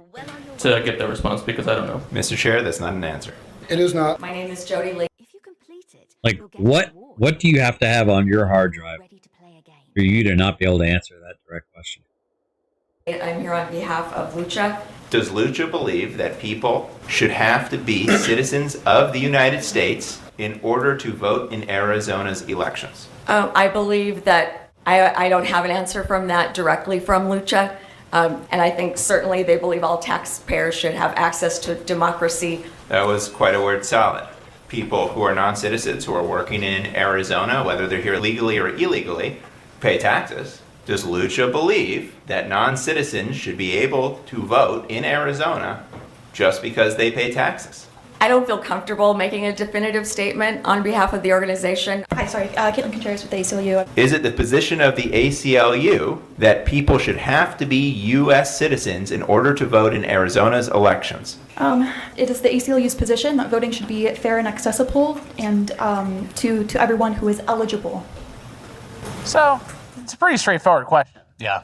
And it's funny because you think with like the fraud that it's like super sophisticated and like, oh, line item number 3,250. What does this mean? It's like the most basic question ever that everyone should be able to answer. And then 15 years ago, everyone would have answered no problem. Yeah. And now that's like the way to expose the bad guys. It's not even a hard question. It's not even specific. It's not even like, oh, it's about your balance sheet. This is about your budget. It's literally, should illegals vote? And they're going, what? I don't feel comfortable answering that. I wouldn't speak on a line for my organization who's retarded. I think there's a lot of things like this that the Democrats have a question for, like every issue. Like, should illegals vote? And it's marble mouth nothing. What is a woman? Oh, gee, I don't know. Like, we've seen it 100 times in Congress. It's like, is fraud bad? They'd probably have a similar answer that they can't really disavow. Agree, JP. So to do this on camera is so crazy. And it kind of goes to show you that even if they're not outright advocating for it, they're really not ready to disavow it. That's the key takeaway. And it's something that's so basic. It's like one of the most like basic things of our country. It's not even like a new thing or like, are you up to date on this new procedure? Should illegals vote? I gotta get back to you. Yeah, getting squirrely. Genuinely like getting hot. Like, geez, what's the temperature in here? Start unbuttoning. All right, let's get to our next story. We've been covering for the last few weeks everything going on in Virginia since they won that governor election. We have some new updates tax-wise for Virginia citizens. Here's a list of the many tax increases and proposals Democrats in Virginia are considering passing. They include additional local sales tax in all Virginia counties and cities, new personal property tax on electric leaf blowers and electric landscaping equipment, large employer tax, gun and ammunition tax, new income tax brackets, a delivery tax. This would hit you if you make an order on Amazon, Uber Eats, or an order that includes UPS, FedEx delivery, etc. here in Northern Virginia. There's also a tax they're looking at for events, concerts, an investment income tax, storage facility tax, gym membership tax, dog walking tax, dog grooming tax, counseling tax, digital personal property tax, new car tax. You'll own nothing and be happy. Taxes and highway use fees, an increase in the hotel tax here in Arlington. Take that, Trump. Yeah. Jeez. And they campaigned in Virginia basically on like Trump's racist and affordability is important. Yeah. So they get into power and now they just tax the shit out of you. Yeah, and then I actually asked some AI companions of mine, and I'm not going into psychosis, so don't worry about it. If Abigail Spanberger had ever campaigned on any tax increases, and the AI said no, she hadn't. And then obviously, like you said, affordability was a huge piece of it. And then like, think about the stuff that they're taxing. Anything you're getting delivered, like all these changes in human behaviors that have happened over the past 10 years, they're like, well, millennials are just having dogs, not kids. We got to tax them somehow, right? Dog grooming tax, dog walking tax. Like dog grooming tax, you guys need to get your hand in that pie. Like, and then home delivery shit. Snapper Dog on Duty said, did you know if a citizen is sent a jury notice that if you are being charged, not convicted, you are excluded from serving on a jury? Interesting. Everything. There's a lot of opportunity but in the dog grooming. But the entire campaign is about health. Mimsy said, my evening meal is ready, so I'm off to watch Taboo and eat. Enjoy it. What do you think so far? I'll see you all later tonight, folks. Yep. See you in about... I might be taking an old man nap here soon. Helping the middle class. And then who pays for all this shit? Is dog grooming a billionaire thing? Right? And I think one is digital property. So if you buy a movie on Amazon, you now owe the state of Virginia something. So really insane. And I actually looked back at some of Abigail Spanberger's ads to kind of see what she was promising. Couldn't find a single. We're going to add all these taxes. Yeah. A little more money spent for you. And then is there ever, I remember growing up and early 20s life living in Chicago. January 1st, every year, there was a big newspaper article about all the new taxes that came out. Do Republicans have anything like that? Is there ever like a Republican state that just keeps squeezing and adding stuff? Or is this purely becoming a Democrat thing where they just ratchet it up and go, we need more money? I think it's a Democrat thing. And then they load up with migrants and stuff. So who aren't really going to pay the taxes. And then they have the rich people who are kind of stuck there. And the middle class who they're hollowing out. And the middle class who, exactly, the numbers keep going down. It's pretty dark. But it was like something you had to pay attention to in Illinois. Like, oh, geez, parking meters are going up. Like every year there would be something. And Virginia just got, I guess, 10 years of it all at once, right? Crazy. I actually have a message for Donald Trump directly about taxes. Okay. I wrote it, so I'll just kind of read what I wrote. Okay. Mr. President, We really don't want to pay taxes this year, sir. Everyone stole all of our money already, and it would feel really good if we got this one off. Please. We see all the fraud and waste and stealing, and if we have to pay taxes this year, it will hurt even more than usual. Please. That's a good statement. That's a good. I agree. If there's any year for him to do it, it's this fraud. Watching Somalians run away with my money. It's crazy. And think about how like people are disenfranchised. The middle class is getting hollowed out. Everyone's really frustrated, and then you see all this fraud where like a third of the budget, like trillions of dollars, is just fraud and waste. Demoralizing. And then you pay it still, stupid. Yeah. And now I just feel like a fat idiot. And if we were a fighting force, like if we were on the front lines of Ukraine versus Russia right now, you couldn't even get us to charge. You know what I mean? Yeah. You like morale is genuinely low. Like you need to airdrop a Burger King in here. You need to give us ice cream night or something. Yeah. And that's basically what you're begging for, right? Because morale is so low. And then if we paid taxes after seeing what the money goes to, it would go even lower. And then we would be like mad at Trump. If he said no taxes, I'd have a pep in my step. And then it literally only helps people who are productive members of society. Yeah. I'd be walking around town, oysters, shrimp cocktail for everybody. Yeah, I would do the fall from Willy Wonka and the Chocolate Factory where it's actually a somersault. You think it's a fall, but it's really a somersault? That would be me every day. I know. I would have bruises on the back of my neck and my head. 10 purple suits. They'd all be blown out. The bruises would be everywhere. That's a good letter. I hope someone gives him that. Please, Donald Trump. Yeah. All right, let's get into some Epstein stuff. But before we do, we have a very special message from our friends over at Leisure Carry. Guys, it's time to experience the ultimate balance of comfort and readiness with the Leisure Carry belt. The Leisure Carry belt is designed specifically for gym shorts and casual clothing without traditional belt loops. I've been using mine with my gym shorts and it's incredibly comfortable. Leisure Carry uses high-quality American-made materials that conform to your body so that you can stay armed whether you're running errands on your Vespa, chilling in a cabana, or playing tennis in Miami. The belt works with all your IWB holsters securely while distributing weight evenly, reducing pressure points, and allowing for natural movement in your comfiest clothing. There's no extra layers on your body, it's super lightweight, and it can be taken off in seconds. It makes it so convenient to carry that you'll feel silly for leaving your house without your gear. The Leisure Carry belt is used and trusted by over 100,000 people around the world, including undercover and plainclothes officers on every single continent. We have a limited time promo code, SHOWWATCHER15, all one word, SHOWWATCHER15, and that's going to be valid through February 6th. So jump on this offer while you still can. This company's been around for 3 years and they've only offered this a couple times. The link is in the description below and in the pinned comment. Get your Leisure Carry today. And don't forget, these guys are show watchers, so you're supporting a Patriot-owned business. Good to see you, Karma. You're supporting us here at Fleckus Talks, and you're giving yourself the ability to comfortably carry no matter what you're wearing. Thank you to Leisure Carry for sponsoring. Let's get into housekeeping. All right, thank you to Leisure Carry for sponsoring. Thank you, Leisure Carry. We love our Leisure Carry. Yep. And you know me, I always wear basketball shorts. It's like very easy to carry. Yes. That's important. Otherwise, you have to wear pants. And then it's like, oh, Fleckus has his gun outfit on. Fleckus is carrying a gun. He's wearing jeans. It's so true. So true. All right, let's get into our Epstein stuff. Before we do, I want to kind of just make a statement. I think they ran a really clean disclosure op on us.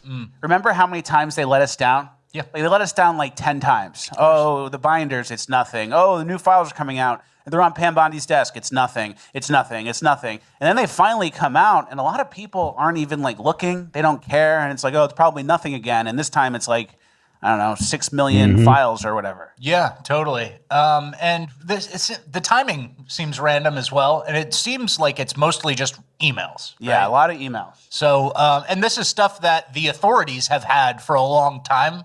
So it's kind of one of those things where you need 100,000 autists online, like finding stuff that maybe a team of 20 investigators may have missed. So good stuff still could come out of it, but we hope that there's like a judicial or like the Department of Justice is still like ready to pounce in case something lines up that they hadn't really noticed before, I guess. Yeah, hopefully they arrest somebody. They arrested Peanut the squirrel. This fucking squirrel in New York. But no one from this. So we're going to be covering this. I'm assuming it's going to be multiple episodes because everything's still coming out. So we're going to do it in chunks.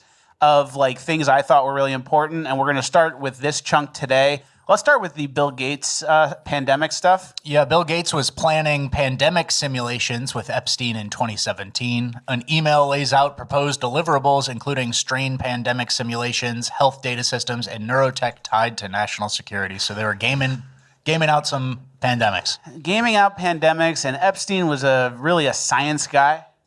That's a math and science Math whiz. and physics and quantum physics. He was like in the know with a lot of like very smart people, and he was a smart guy himself. I was going to say the opposite. Like, he presented himself as a smart guy, but none of this reads like all the emails and anecdotal stuff I've seen doesn't read like a real brainiac. It reads like a rich guy who's like kind of trying to be friends with people and littered with typos, talking about how Jewish he is. Yeah, that's interesting. I thought he was smart, but I think you're falling for the psyop, though, But a little bit. I watched That's the thing. Oh, he's some sort of professor. What, he worked at a boarding school as a math thing?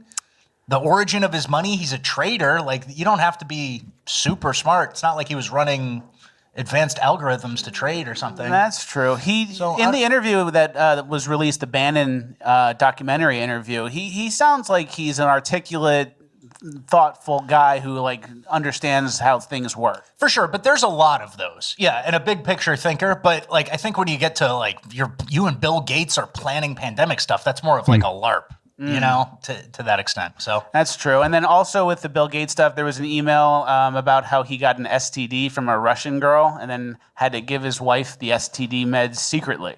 Yeah, so I guess, you know, most women become wealthy through divorce. I guess she earned a little bit of that. Yeah. Through the secret Yeah, STD. have a smoothie. Here, babe. I made you your favorite. The smoothie I've never made you before. It tastes like penicillins ground up in there. Who knew Bill Gates was that close to a frat bro, you know? I did. Turned up Plan B or something for the girl you accidentally... Crazy. Yeah. And then a lot of the emails, which we're going to get to right now, a lot of the emails kind of had like a Jewish supremacy vibe to them. A lot of times referencing white people as goyim. Yeah. So we're going to read a couple So interesting, huh? of those. Here's one email that he sent. It says, "This is the way the Jew make money and made a fortune in the past 10 years, selling short the shipping futures. Let the goyim deal in the real world." That's us. So he wants the goyim to, you know, dig ditches and build buildings while he just moves a couple numbers around on the computer. So it kind of speaks to his mindset there of what he thought about it. Whether it's a joke or not, you know. I mean, if my DMs leaked, there'd be accusations of racism for sure. But, that's a good point. But we're focused on Epstein here right now, not me. Not you. Let's do the next one. This one, he sent a link about Bannon being removed from the National Security Council in 2017 during Trump's first administration. And he said, "War between the Jews and the non-Jews, Jews presently winning." Didn't even know there was a war. Well, I Surprise! did. But you're kind of alluding to it and making it more real. We have some more goyim emails. Yeah, what is this one about? The quote is, "I don't know of any. They did a great job of closing most, at least for the goyim, and that was for tax breaks, I believe." So the goyim were running out of options. Rich Jews like Jeffrey Epstein obviously still had their tax advantages and ways to skirt paying taxes. Lucky. Which I know. We just begged Trump to let us not pay those taxes. And Jeffrey Epstein, the goyim, that's for us. We pay the taxes. We get smoked. And then, as this might be our last one from the goyim section, can you read that?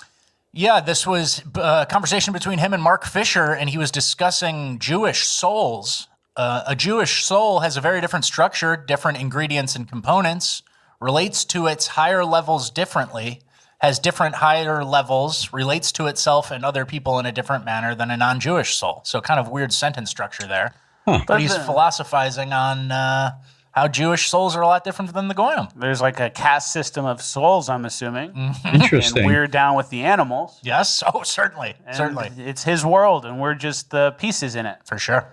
Next. So very Jewish chauvinist, Jewish supremacist, whatever you want to call it, but he was comfortable. He was comfortable calling the goyim cattle, basically. Yeah. So there you go. And those are just the emails. I didn't say it. Yeah. We're just showing you guys what he said. Then also Benjamin Netanyahu was allegedly mentioned over 650 times. Allegedly. Oh, wow. That's a lot, allegedly. Yeah, they're focused on what he likes, which is Israel politics, Israel influence in the world, right? Taking over the world. Yeah. And then we have a picture here that I wanted to put out. It's him, Jeffrey Epstein, talking to some woman, and in the background you see stuff that's labeled CIA. But apparently that was a coincidence, and the CIA was labels for a shoe brand. Okay.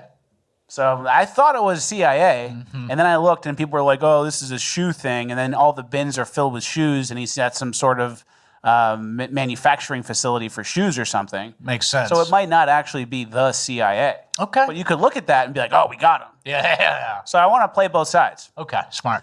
All right, next, can you read this from the Jeffrey Epstein email? Jeffrey Epstein suggested one way to solve the crime problem was to ban N*GGERS. He wanted to ban N-words. Ban N-words. Hey, at least he was thinking. Sometimes he gets it right. Maybe he was a good thinker. Maybe he was pretty smart.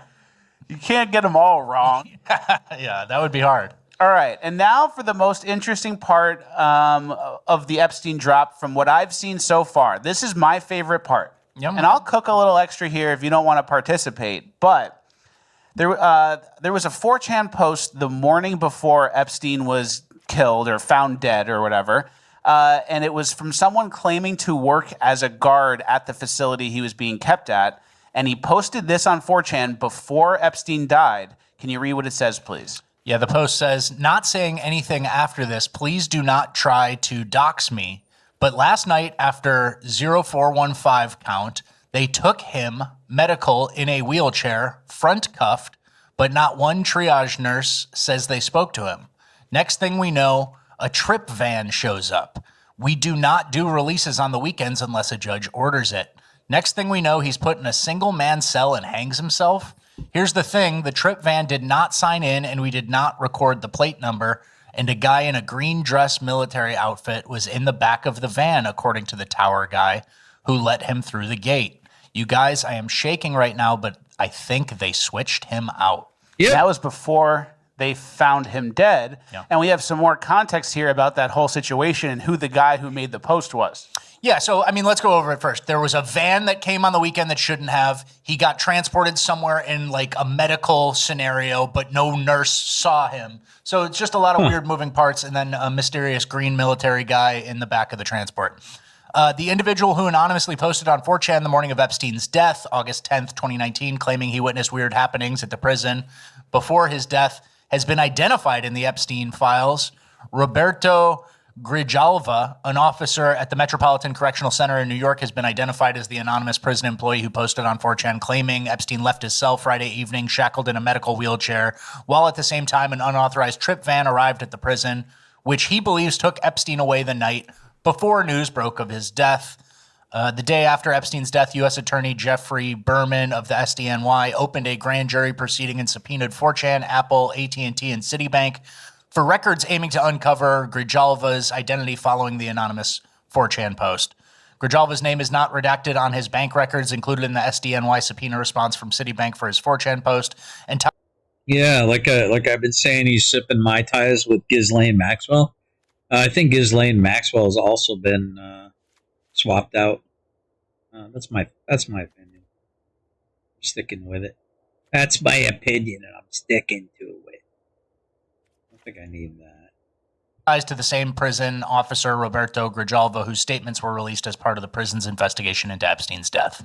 So basically, this validates that the guy who made the 4chan post was a security guard who was working at the facility where Epstein was being kept the day before, and it sounds like the day after he was found dead. Yeah. And we have the thing here that proves it. So we have the 4chan post, and they did an investigation, the DOJ did, to uncover who made the 4chan post, confirmed it was this guy, and then we have a document here that proves that this guy was the one working at that facility. Yeah, crazy. Mm-hmm. So that's pretty crazy. Yeah. So what do you think? I think they swapped him out. They body swapped him, killed some Goyim, and he's living in Israel somewhere in a Osama bin Laden style compound where he never gets to see the sun. Kind of. Okay. I think he probably has a decent life. They probably have a lot of land, and he's able to go outside. Okay. But we do have pictures of the body they showed us, claiming it was him. Mm-hmm. And you can see the ear is different, doesn't really look right. The nose is different. And then here's where it gets really interesting. Who was the body they put in there? I think it was Hillary Clinton's brother. Okay. Can you read some of this? Tony Rodham. That's who you think it is? He died a month or two before Epstein did. Green Tech Automotive under investigation by SEC and Senate committee. The company is run by Hillary Clinton's brother, Anthony Rodham. Rick Wade, who previously served as top advisor for Obama's campaign and a senior aide in the Commerce Department. And then can you read the day he died in the top right corner? June 7th, 2019. So 2 months before. They kept him on ice? What do you think? I think they kept him on ice. And look at him. He looks like Epstein enough. Yep. And then he looks more like the guy they claimed Epstein was than Epstein does. Where did you get this? Somebody else kind of schizoed this, and then you just said rings true to me? Yeah. Because, I mean, you could just find anybody who looks more close to Jeffrey Epstein. But if you're going to do an op and Hillary Clinton's brother died a month or two before and looks like Epstein, it's probably like, I have an idea. She goes, yeah, you could use the corpse. All right. I guess. I don't know. Yeah, you could use the corpse. We already drank his blood. All right. I mean, real concerns there. That guy being a legitimate corrections officer there and all the, questionable things that happened is very alarming. And then why would the DOJ investigate that 4chan post? Don't people post every day? Like, if it's not true and makes no sense, wouldn't they go, oh, some retard posted that? Yeah, what did he say? They subpoenaed AT&T, Apple, whoever. And Citibank. Yeah. And 4chan to get the identity of the poster. And then it's him. Crazy. So it's not like it's some kid who's doing a prank. They were like on that. They're like, why did someone post this? Who posted this? Go get the guy. Like, it's kind of crazy. Yes, for sure. So that's the first installment of our Epstein file dump. We're going to keep covering it as more stuff comes out that you guys need to see. You know who wasn't on the Epstein files? Who? Mel Gibson. Yeah. The guy who was banned from Hollywood. Mm-hmm. He wasn't on the Epstein files. You know what I think is funny about this? Elon Musk is like in there and emailing back and forth, and he's like, no, I never did anything, like fighting because the left will just slander him and say, you're in it. But the whole thing is like Epstein files, right? It's just every email he's sent back and forth. And so like a lot of people who Epstein was like attempting to recruit who kind of just rebuffed him and didn't even get involved. It's like, you're in the Epstein files. It's like, no, he was trying to recruit me. Like, I had nothing to do with it. Yeah, I RSVP'd for a lunch. Yeah, there's like an interesting like thing where you're kind of slandered if you're in it, no matter what. And some people genuinely were probably like, this creepy guy's emailing me again. Yeah, very true. Get out. All right, let's get to our next section, our Minneapolis update section. Not a ton here. We've been kind of covering this a lot. Yeah. But I do want to show you some protest clips, and then we're going to get into what the kids are up to. First, we have a protest clip here from January 30th from over the weekend. And then you look closely on the ground, all the car windows are broken. They broke into everybody. Oh. All of these fucking windows. Bunch of street rats. Every single fucking window. Are you fucking kidding me? Take that, Trump. Yeah, so it's like blue-collar guys getting in their cars after a long day of work, and some street rat just used the cover of the anti-ICE protest to snatch and grab every fucking car. Pretty bad. Yeah. And we're going to go fast through these next clips. We have a Santa Clara town hall, and gay Batman showed up. I don't want you to sit back and watch. I want you to fucking do something. Each and every one of these people who have came up has been very polite, very earnest, very kind, pleading you, begging you to do something. I'm not begging you. I'm fucking demanding that you act with some semblance of a fucking spine. Oh my God! Where's your spine when you need it? Do something. Just like Christopher Nolan, the trilogy. Same costume. The hero we needed. Yeah. That's what you'd expect. An average Marvel Reddit type. That's what he would do. That's what he thinks is most powerful. He goes, what's the most powerful thing I could do? Dress up as Batman. And then I'll yell at him. And then what does he think the city council of Santa Ana or whatever it was, California, is going to do against the federal government? There's a mismatch there. He doesn't think it through. Batman doesn't think it through. But maybe if we had Batman on our side. Yeah. You have that floating helicopter thing that shoots the bombs, right? Yeah. Oh, no. It's parked out front, right, Batman? We could use that. Next, this is a clip from a protest. Everyone just looks really cringe here. Deportation! Up with liberation! Down with deportation! From Palestine to Mexico! Retard. Yeah, whenever they try to make girls angry, you're kind of dipping your toe in the masculine arena, and it never looks as good as you think. If you were nice and like womanly and like had your arms locked with a bunch of women, it might be a powerful statement. But if you're just yelling about Palestine and Mexico and you're angry and a girl and anyone could beat you up, like some cook who's 5'6" could beat you up, then you don't get the same power. You got a beanie on and you're going like this. Yeah. Whoa. Yeah. Chill. What do you want? All right, we won't arrest anyone. Okay, you're free to go. It's not how it goes. And then a guy was recording the protest, and he noticed something funny. The protesters all clock out and go home at the same time, which could mean they're being paid. If you've ever wondered how protests happen on the spot, this is exactly how. Without organizers, without the music, without the bullhorns, without all of these people coming together. And right now what they're doing is they're loading their trucks to leave out of here after they finish with the protest. None of the protests that you see that happen immediately after something happens, which is all the time now, wouldn't be possible. What's behind me is a combination of Party for Socialism and Liberation. We have Democrat Socialists of America here as well, and a couple very loose communist organizations like Revolutionary Communists for America. None of the protests that you see are organic. They're well organized, and because they're well organized, that means they're well funded through various campaigns, whether it's foreign influence campaigns or it could be even Democrat campaigns. So it's very interesting. They all leave at the same time, and I'm assuming some NGOs are paying for this with our tax dollars. Oh, for sure. That looks just like me clocking out after the podcast. All right, I'll see you tomorrow. Pretty crazy. But yeah, I mean, it's very well funded, very well organized. All the posters match. Who prints that off from Kinko's? Mm-hmm. Someone goes to Kinko's. Big money. Someone has to go. I have a bad feeling it's our tax dollars. I feel like they'll get caught up by using like a code, like, oh, I got a promo code or a business code at Kinko's, and it's like, this goes right up to the Department of Corrections or something, Yeah, this is Act Blue. Act Blue Kinko's code. Next, we have some kids protesting. So we're going to go through a couple of these clips. Basically, kids are like walking out of class, or their teachers are letting them have protests instead of going to school. So we're going to play a couple of those.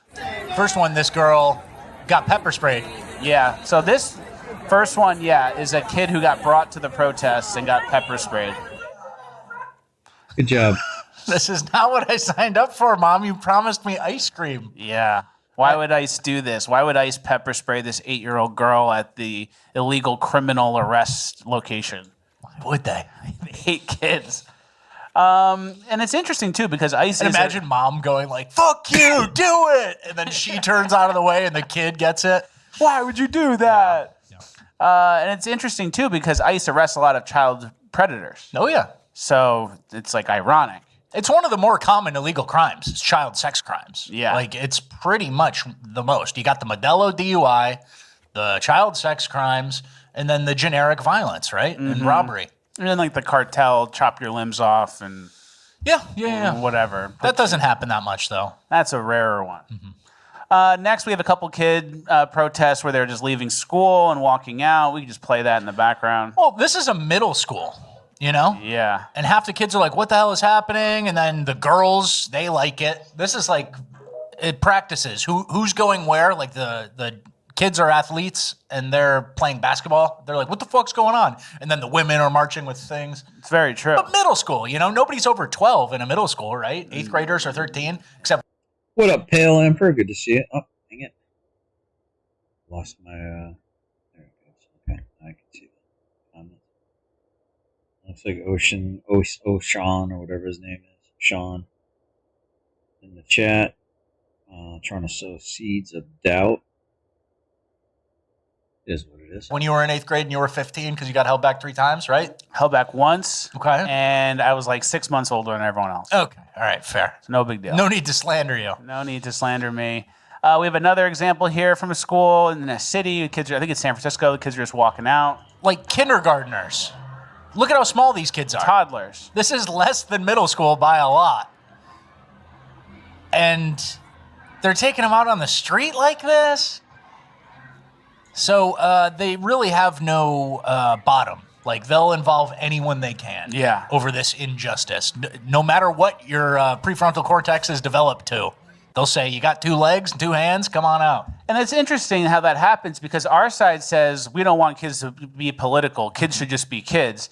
And then their side goes, ICE wants to kill your dad because he's brown. Yeah. And then they're whispering. And then we're like, we're going to take the high road and we're not going to get kids political, which is true. And then they're just like, ICE is going to be in your house tonight and kill you. They're coming right now. They're coming to kill you. And it's like your teacher who, so they abuse all the lessons, right? Where it's like. So, by the way, for those of you that missed it, Chris Ryder once again doubled down on calling me a child stalker. Just throwing that out there. He won't stop, I guess, until he's made to stop legally. Fair enough. When you're a very little kid, they go, who do you trust? Your teacher? A police officer? You know, who are the trusted adults? And then they subvert that trust when the teacher goes cuckoo because ICE is in town. Yeah. So, they whisper, they're coming for you now. Your dad's brown, right? Hey, Gracie, your dad's brown, right? You're looking a little tan. So, their psychoses and neuroses they put onto the children. Yep. And then we have some teachers here along with the school that's protesting. So you can see all the non-binary teacher retards that arrange this. Yeah. You know what they look like.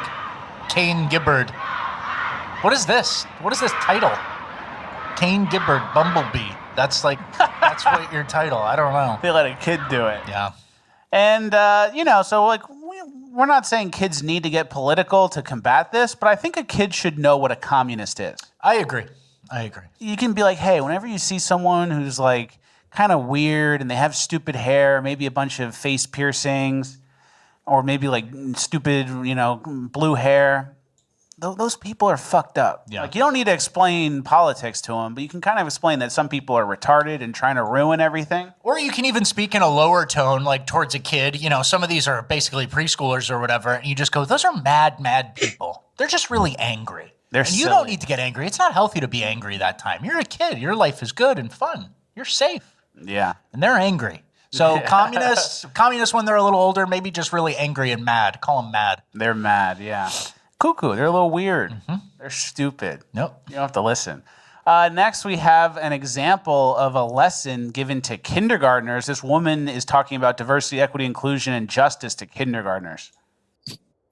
Kindergartners, I want to say too that kindergartners are natural social justice warriors. Like I mentioned before, Have these fucking people lost their minds at this point in time? Like, legit. Have these people lost their ever-loving, flipping minds? What in the hell are these Muppets even talking about? Crazy. What's up, buddy? You need to go outside? All right, I'm going to play a couple games with this, and we're going to finish watching Fleckis, buddy. But after that, then we're going to take a break. do this all the time on the playground. That's unfair. And this is why it's unfair. This is the reasons that it's unfair. And I think if we just build upon the mindset of a kindergartner, that it's fantastic. You can get them to do fabulous things in the social justice realm. So there you go. You can get them to do things in the social justice realm. It's not, they need to develop these correct beliefs. It's you can mold them. You can get them to do whatever you want. They're playthings. Yeah, and kids naturally don't like injustice, or they know when something's bad. And then if you tell them ICE is bad, now they're social justice people. Easy peasy. It's like pretty, like she doesn't even know she's saying the quiet part out loud. Yeah, too stupid. She records it for us. She records it. Our last example is out of Stockton, California. These guys were protesting ICE.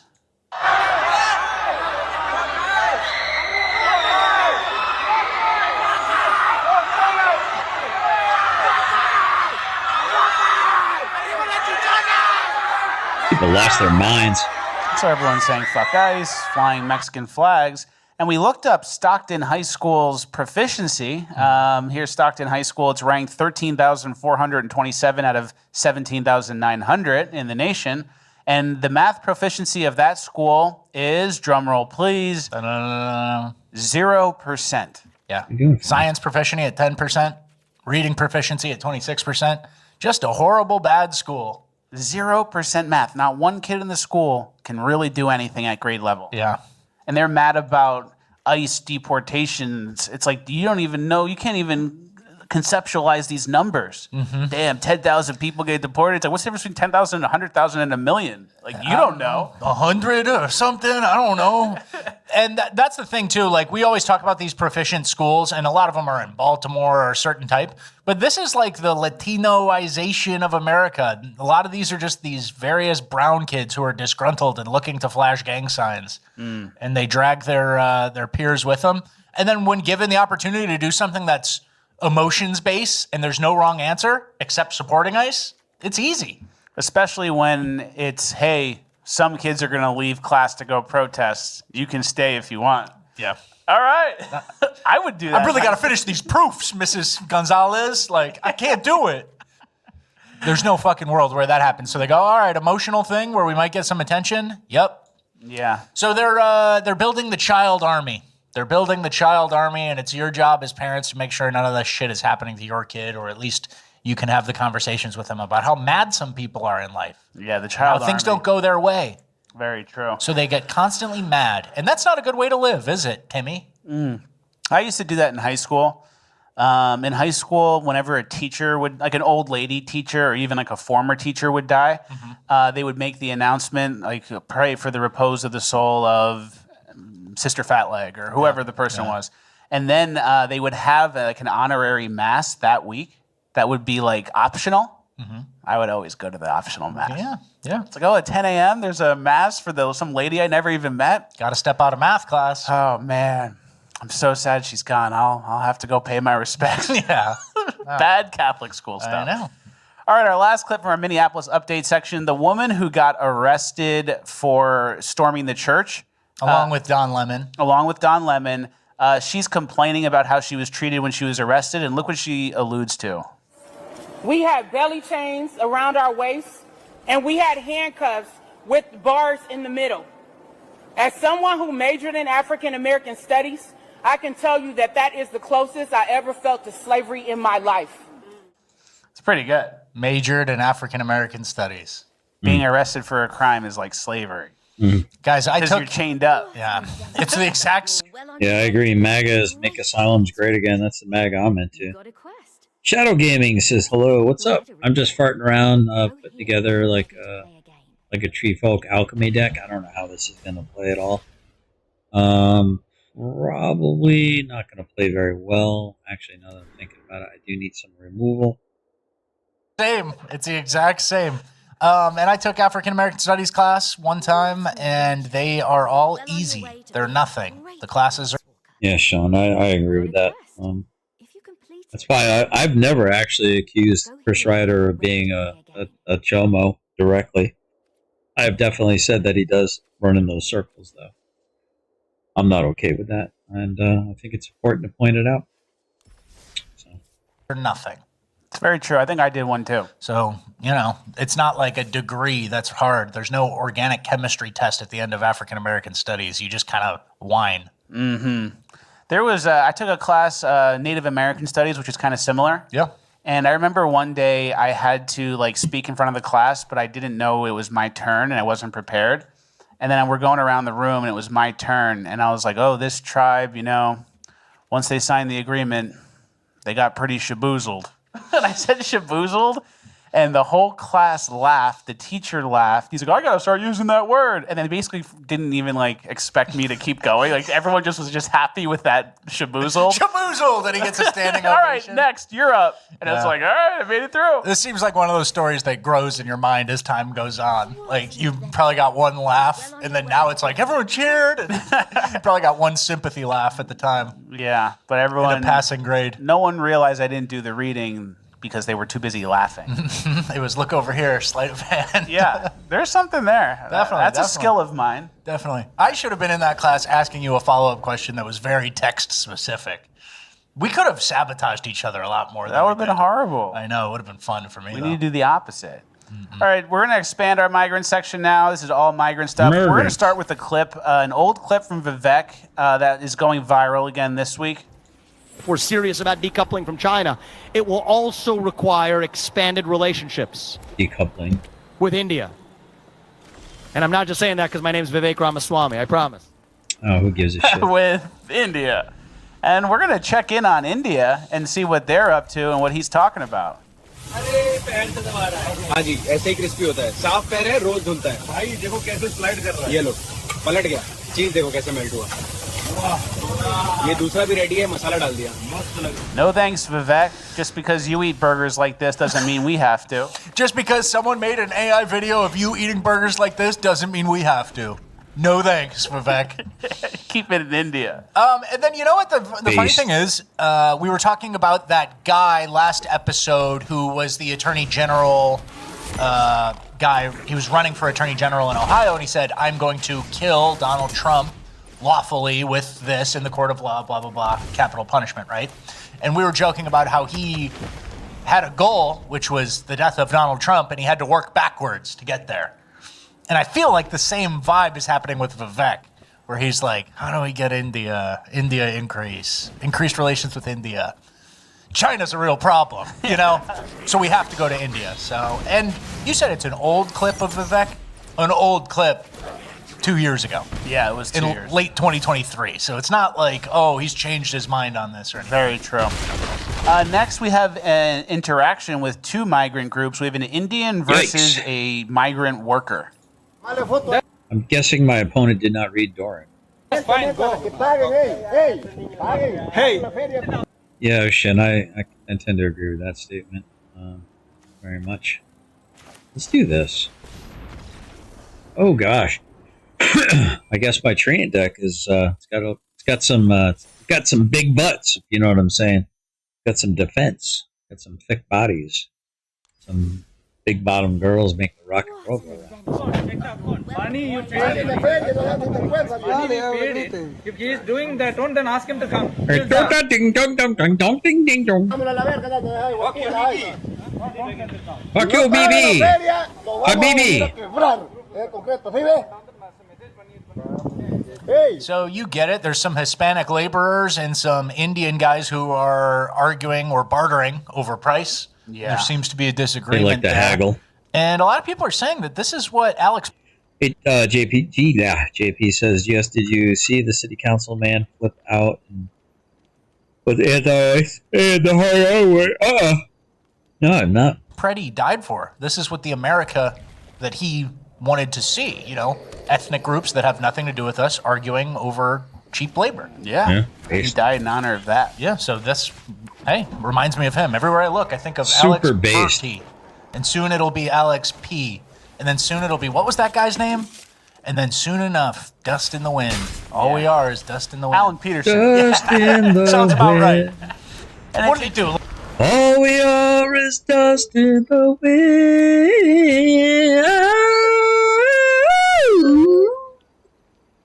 Are you howling because I'm singing? Lit himself on fire or something? Yeah. They start combining the two, and then all of a sudden, poof, he's gone. He never existed. So true. And that Detroit. situation Get was it. the Indian person had them work on his house, and then he's trying to haggle with them with the price after they already finished the job. Exactly. So I'm on the Mexicans side for that one. I mean, both people obviously need to go. Both groups need to go. But on that one, I do side with the Mexican. Definitely. Me too. And easy. A lot of people tell me in comments and messages that Indian people are brutal to do business with. They're always trying to haggle on price, even after you agree on a price. There's realtors who message me and they're like, I don't even sell to Indians anymore because they're like it's not even worth it. Mm-hmm. I just give it to my younger guys to go. You can take the Indian clients. They'll haggle with. Well, I'm not Irish, so I mean I'm Irish. I'm not from Ireland, so. You to the point where it's like, all right, I'll do this for $100. Cool. Hey, I just finished the walkway for $100, and they go, 80? Yeah. It's like, no, what are you talking about? Yeah. And they don't get it. It's like an honor thing too. Like if they don't walk away from the interaction thinking that they got the leg up, they think you got the leg up instead of a fair agreement of pricing. I've noticed that a lot too. Very true. All right, next we have Frederica Wilson talking about Haiti and how bad it is because Trump is going to be sending Haitians back. I think he's ending the temporary protected status for Haitians, Somalians, a couple other groups, and so I think this is what she's addressing. This is how she's describing Haiti. And they are terrorized. They are terrorized. Haitian nationals. This is cruelty. This is inhumane. And this is a death sentence. Because we This dumb bitch. already know the consequences. Because in Haiti, there's open warfare and rape. There's ravaging violence against women and children. There are no school days. No work schedule. You do what the gangs want you to do. And remember back a few years ago when Trump called Haiti a shithole? Yeah. Celebrities rounded the wagons. Everyone got mad. Haiti's a beautiful country. Haiti's great. Yeah. And now we can't send them back because it's a shithole. It's a death sentence to send them back because the gangs and the rapes and everything. And then, oh yeah, all that same stuff I listed, that doesn't impact their ability to fully integrate into America and become just as American as you. Yeah. So you could. We got the normal ones. Yeah, we just got the good ones. I swear. Did we check and did we talk to each and every one of them? Not really, kind of. So it's very funny when the list of all the things she says, like we're all nodding our heads. And then there's a comma at the end, and then Democrats go one way and Republicans go the other. And Republicans are, and that's why they should never be here. And Democrats are, and that's why we need all of them here. That's why we can't let them leave. Exactly. All right, let's go to our abroad section now that we're in our migrants. First, we have a story.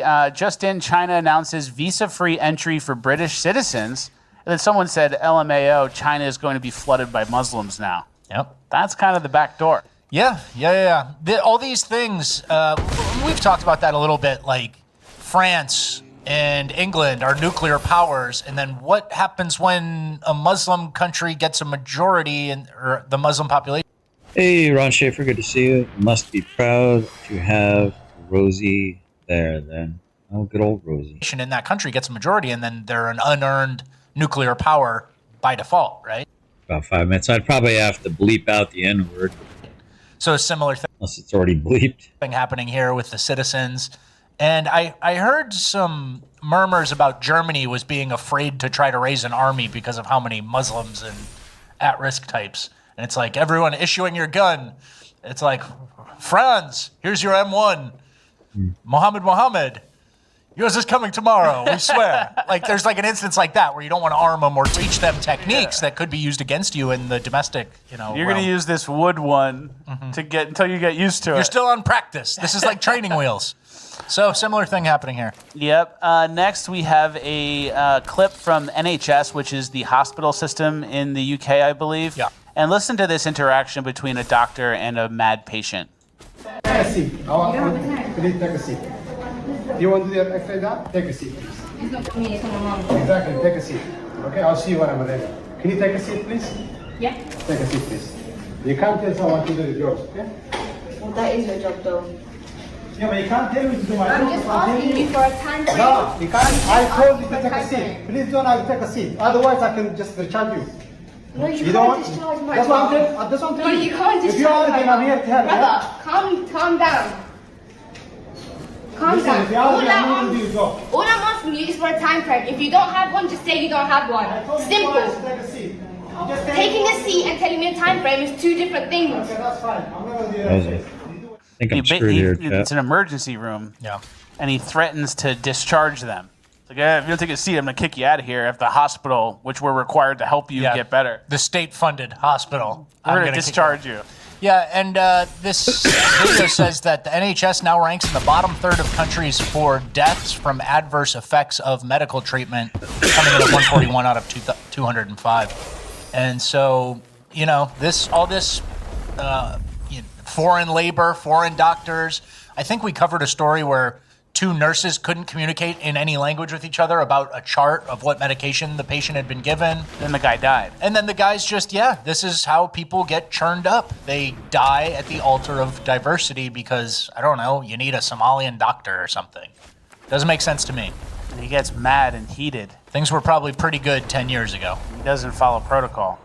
Next, we have a UK stat. This is about a criminal asylum seeker who came to the UK and then how much it cost the UK to have him in prison and stuff. Yeah, the cost of Deng Magic's illegal arrival in the UK, border force interception, £2,700 basically. Then he goes 3 months into a hotel. That's £13,500. Then, of course, there's a murder investigation and a prosecution. All right, let's see if I get through with this. That's where things get pricey. Oh, and it says he's seen enough. £600,000. Court proceedings and We legal won. defense, £100,000.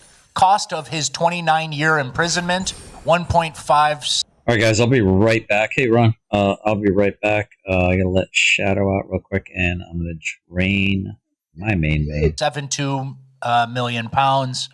Total cost, £2.289 million.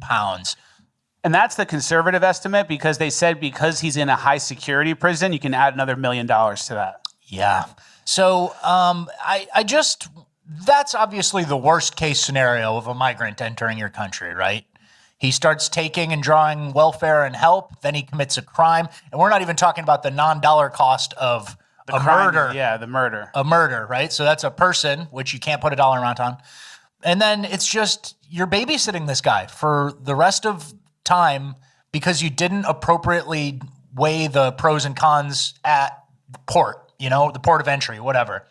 And so that's what the cost of a refugee crisis could be. Like, if you're a healthy society, you can only survive so many of these, right? Cha-ching, cha-ching, cha-ching. Uh-oh, we're up to $10 billion now because of how many migrant criminals are in our prison system, right? Yeah.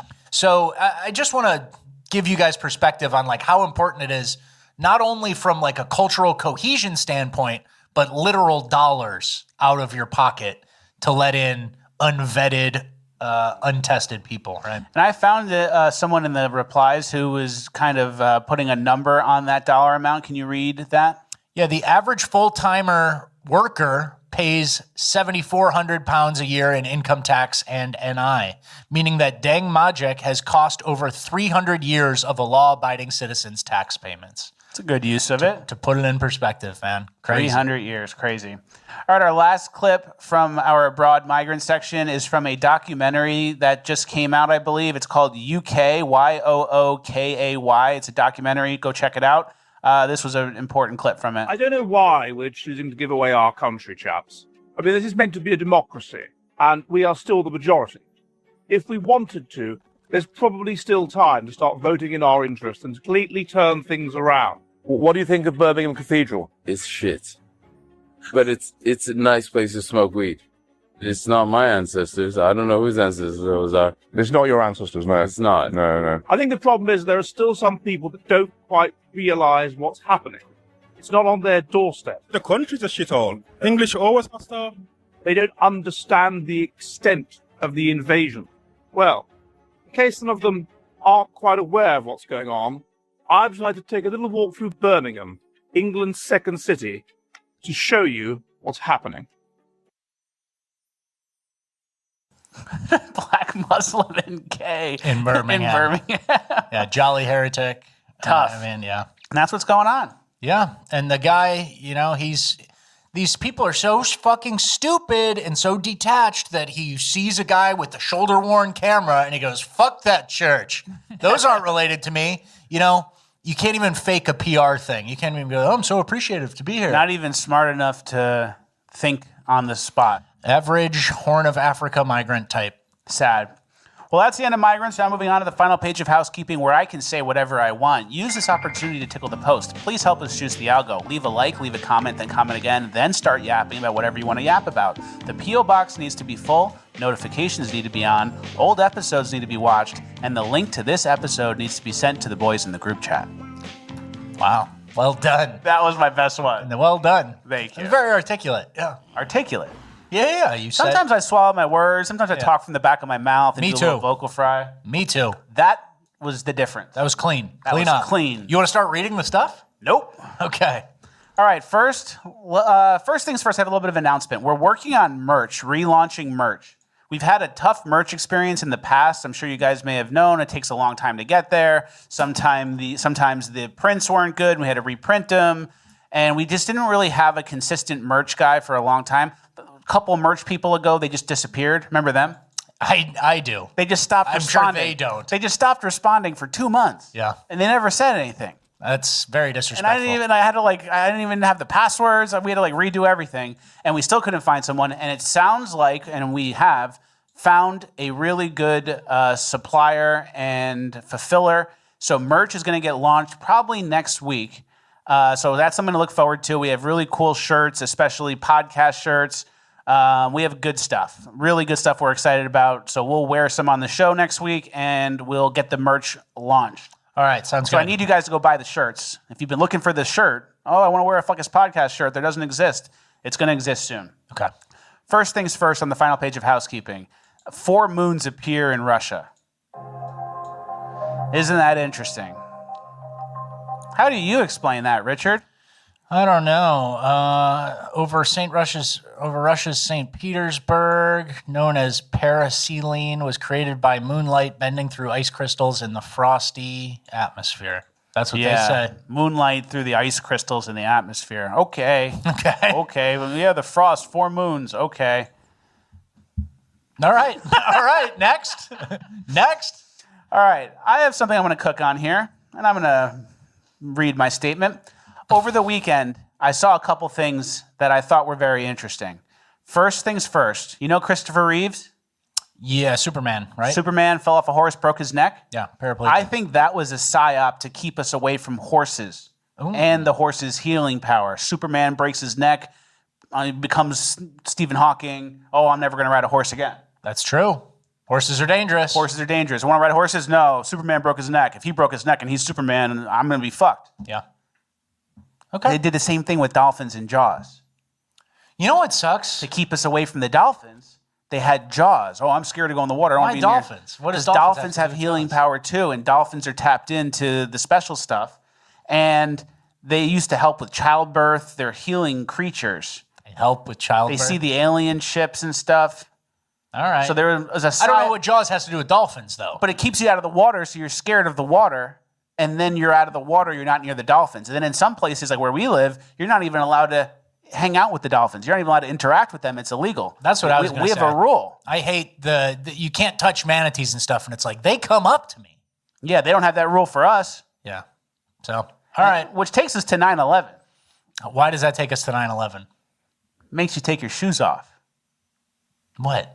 I just kind of ran out. Okay. The first 2, I believe. All right. And I try and tie it to 9/11, and then what do I have 9/11? I don't know. All right. Take your shoes off. But not even anymore, luckily. By the way, when you take your shoes off at the airport, yeah, that's gross.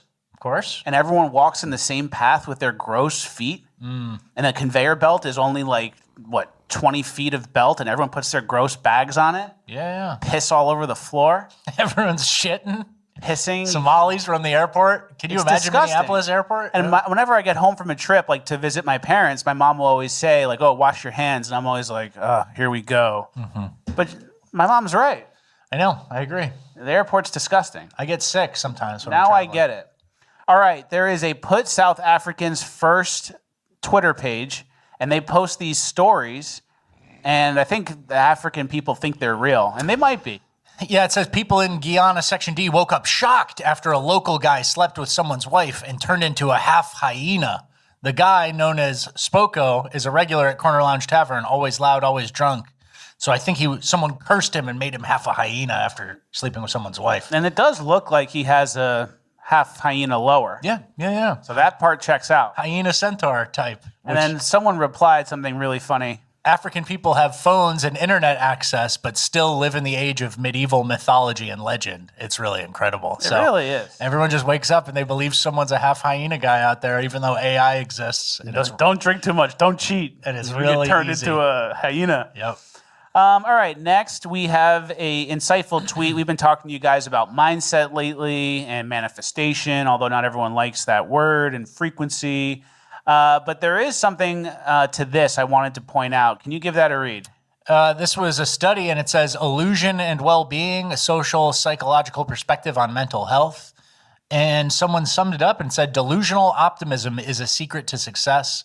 People who overestimate their chances work harder and persist longer. Even against the odds, that extra persistence turns failures into wins. Delusional optimism, guys. Yeah. That's how you have to be living. Make your delusions a reality. We've been saying that for years. Yeah, I think there was a study done about a mouse that was treading water, and they were trying to figure out how long the mice could tread water. And basically, the mice would drown. It's like a Fauci-level experiment. But the mice would drown after like 15 minutes of treading water. But then when the researchers came in and let them out one time, like right before they were about to fail, then the mice would go and start again and then go for like 60 hours because they thought someone could get them out. So maybe there's a little bit of that similar mindset thing, delusional optimism. Hey, it's always good to reference studies. That was smart. Yeah. But delusional optimism is the way, and I didn't read a study and then say I'm going to be delusionally optimistic. Yeah. I really do just live like that, and I guess I lucked out. For sure. It's nice when you get to the same conclusion as science people and you're not really Accidentally, yeah. a science guy yourself. Oh, I came to that doctor in the white lab coat. I came to the same conclusion. Based on what? What have you been doing? Nothing. I'm retarded. So it's pretty interesting. Yeah. All right, our last piece of the final page of housekeeping. It is Black History Month. Yes. And in honor of Black History Month, we're going to debunk a story, the Tuskegee Airmen story. Did I say that correctly? Yeah. All right, let me just read it. Just go for it. This is from National Conservative on Twitter, so obviously give them credit. Black History Month hoax day one, the invincible Tuskegee Airmen. In 2011, Tuskegee University published a paper that conceded much of what children were taught in school about Black World War II airmen has been a hoax. The first mission assigned to Black pilots was to strafe Axis fighters on a tiny Italian island. Their performance was considered poor because the Black Squadron fled from Axis planes while members of two white squadrons engaged. There was a congressional hearing on whether or not to disband the project. However, activist members of U.S. Congress protected the project. They believed that the pilots would serve as role models for Black Americans. However, for the duration of the war, the Black pilots continued the same pattern. They would rarely engage or pursue enemy aircraft. When you compare the records of fighter groups flying the advanced P-51 planes in the 15th Air Force, we see that white fighter groups scored 2.26 victories for every plane lost. This is 3.5 times the rate of the Black fighter group. In other words, white pilots flying the same planes and the same missions were 350% more effective. Think of this as an investment. Every dollar invested in the Black pilots yields 66 cents, while every dollar invested in the white pilots yield $2.26.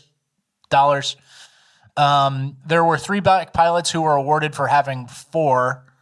However, it is a myth that any Black pilots scored 5 victories but were denied being recognized as an ace. You need to get 5 confirmed kills to become an ace. So yeah, basically they were very, very ineffective, but then Congress kind of pressured them to stay alive to be inspirational. Yeah. Which there's a value in that, I guess. But yeah, when it's wartime, you don't really want the lower rate afraid of dogfighting and engaging airmen. Well, the story gets told and lied to about, and then can you read the name of the author who wrote the book about these people? Yes. Another misconception that developed during the last months of the war is the story that no bomber under escort by the Tuskegee Airmen was ever shot down by enemy aircraft. A version of this misconception appears in Alan Gropeman's book, The Air Force Integrates. Gropeman. Sounds like Epstein. Sounds gropey. Not good. Yeah. So, I wish it was true. Yeah. It would be nice if it was true, but you can't make people heroes based on lies. Yeah. Because then you're dealing with a Harvey Dent situation. Totally. There were a lot of... I just saw somebody arguing about this recently, and apparently in World War II, there's like a lot of Black people helped in World War II, but it was mostly logistics, and it wasn't frontline or fighting forces. And only 700 Black people died in World War II. So they kind of overestimate their how involved they were in that as well. 70 million of us. Yeah. Well... I guess. On both sides. On us, I think you're counting all white people. Cutting the lines up different. You're counting Germans and English and American as us. All right. Well, that's the end of housekeeping. We're now moving on to Cringe of the Week. All right. Our first story from Cringe. You know how I'm always getting weird ads on Twitter? Yeah. The fat person sock. Are you 6'1", 300? Your shirt doesn't fit. Yeah. Rap Boy got one on his Instagram. Can you read what it says? Friendless and gay? There's an app for that. I didn't know gay guys didn't have friends. That's weird. Don't Because you? I've never seen this before. And you just brought it up. But it came up on your screen. And it's on my screen right now. But where did you get this? Suggested for you? Did you take this screenshot? Brother, this is on your computer. I'm looking at it right now. It is now. It is now. Did you really get that ad, though? I found it. Okay. Somebody sent it to you, or I don't know. This wasn't an ad for you. I did not screenshot that. Okay. No. Okay. Relax. Oh my goodness, these two go back and forth. It's hilarious. So the whole Tuskegee Airmen situation. But hey, don't you know that the Blats built America? Didn't you know that? Everybody relax. Friendless and gay. It's like the next slide is like everyone's pointing at you and laughing. It's not even helpful. There's not even an app. Friendless and gay? Ha! You! So good. All right. Our next clip is welcome to cringe. Yeah. Our Friendless next clip. and gay? You. Our next clip is a guess what happens next section.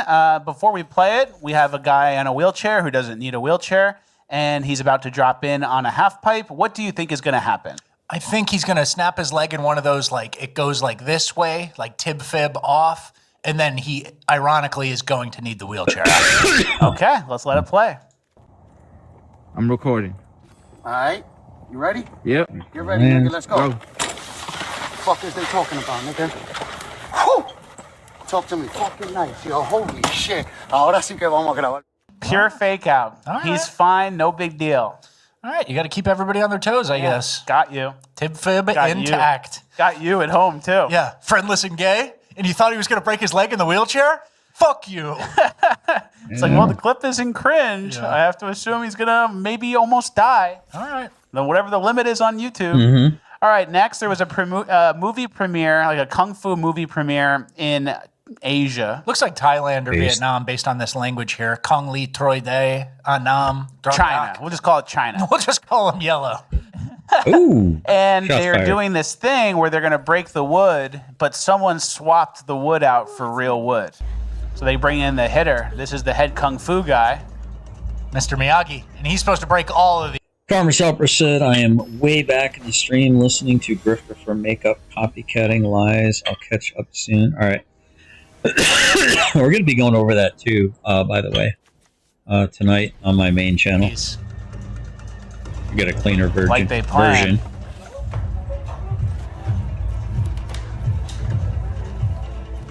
Oh for 2. The moment of confusion. Uh-oh. All right, you get it. Well, keep going. He gets flustered. He doesn't know what to do. It doesn't work. You know it's bad when he switches to lefty. It's like, oh, maybe I can break the wood that I can't break with my dominant hand with don't my think I'm gonna- non-dominant hand. Might not make it. You're done, Here. brother. Yep. So he got his ass. Okay, cool. Random movie I'll never see. Like, it's not even that important, but that is cringe. I would not like if that happened to me. Yeah, it's cringe. Thank you, brother. Cringe when you watch it.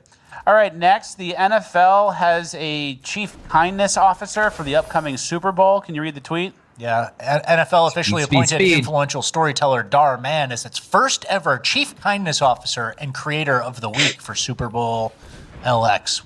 What is LX? What is that, 60? Are we at Super Bowl 60 now? Might be 40. LX? I'm bad with Roman numerals. Yeah, we don't have to. I 40? think, It could be 60. I think it's 60 now. but 60, wouldn't it come after? Wouldn't it be XL? Yeah, I think so. Super Bowl XL, that'll be a cool one. What Super Bowl are we on? 60. 60. Apologize. You said 40. No, I said 60, right? Yeah. You All said right. 60. Well, anyway, back to the gay chief kindness officer. What the fuck is that? Yeah, not good. What does he even do? And he's just really sweet to everybody. Imagine he's a dick. He's in What the you doing, green Shadow? room. He's like smashing shit. And he's like, I'm not at work right You now. doing, buddy? And he goes I'm outside. off. He's like, hey, Hi, how handsome. you enjoying the Super Bowl? Yeah, it's not a good sign for what the NFL's up to. They have all those things that say end racism and choose whatever. They're really Well, they don't. They're slinking away from They the don't, but- 2020 era stuff, but they're still a little gay. And Chief Kindness lot Officer of and all go. the female refs don't add up to anything nice. L is 50, X is 10. Yes. So I was good. L is what gets you wrong because you don't expect there to be one for 50. It's rare to come across Well, they an don't, L. dude. Exactly. Dude, took you out already. And then we have some facts about who the kindness officer is. Yeah, apparently the Chief Kindness Officer was charged with 13 felony counts of fraud and took a plea deal to avoid prison Gonna be time. bad. Oops. But he's really nice. In a good way. But yeah, he'll offer you snacks from his commissary if you're in jail together. So in 2012 he was charged with 13 felony counts from stealing from a city program that helps property owners with renovation costs. Everyone's fucking getting rich on fraud but me, and I'm paying. Yeah, what's going on with that? Paying the taxes. Mm-hmm. There was a golden era. You know, if everybody does a little bit of fraud, that's how you get your taxes back. You do a tiny little bit of fraud and you go, all right, I won't take more than my taxes for the last 10 years. I already knew that. Yeah. Are you up to anything? No. You got anything cooking? No. You running a hospital back here? Is anyone dying in your back room? Nothing. Okay. All right. All right. So, and then you think Super Bowl whatever is going to have women refs? I hope not. If they do, I'd like to put this out there. They're afraid of the moment. I think a woman ref could ruin the whole Super Bowl with a bad call. I think so too. And then they'll go like, Deb threw the flag. Like, well, she saw what she saw. She's the ref. And then they might ruin the whole game. I feel like for the Super Bowl, though, they let the refs do it, and then there's a whole room of people in New York who are going over everything. It's like AI, Yeah. just going over it. Yeah. All right, this next story is quick, but I wanted to bring it up. I'm not a big Video game guy. Nintendo. Yeah, apparently there's a liberal white woman in charge of Nintendo now, and the first thing she did was make it transgender. I think I'm game. And there's just a non-binary choice now, and here's the lady here. There's her there's the Muppet, and then she's got a doll in her hand. Yeah. And I think this is one of the hacks that like women or the POC people do when they come in. They go, oh, look, it's like an item added to the list. Like, oh, I made everybody non-binary. I gave them gender options. And that. Yikes, guys, we're about to get blasted with upwards of an inch of snow coming our way. The next hour. There should be some nasty flurries coming. Like counts as doing something. We had a busy week. Yeah, even though you didn't really do anything, it's an easy way to say, and it's like top of the accomplishments, I bet. So yeah, it's like, we added non-binary to the gender selection thing. We got new snacks in the break room. Yeah. I'm sure you guys saw that. What's customer acquisition cost? It's at an all-time high. Debbie. So true. Yeah. All right, our last clip of cringe. There was a news report on DEI and how I just got pounded harder than Av's ass in the pokey. it's kind of going away and how it's affecting black women. I loved my job. I loved it, and it made a difference to people. But Adrienne Birch's job with the Department of Agriculture was eliminated last February. I started crying because I said, oh my God, I'm losing my job.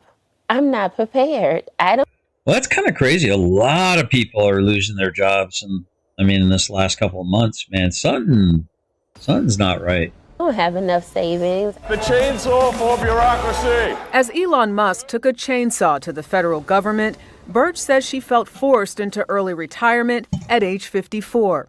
Today, she says she gets 1/3 of her previous pay. To get to a point where you made a great salary, made 6 figures, and to have that ripped from you, and not because you didn't do the job well, is painful. Pain that was just beginning as Birch started looking for work. I've applied for, I think, about 35 jobs or so. Mm-hmm. I've gotten 5 rejections. Most of the other Excuse ones, me. Nothing. Oh, sorry. No. I hope I didn't blow And anyone's she's not ears out. alone. 41-year-old Audrey Malone lost her corporate job in facilities management about a year ago.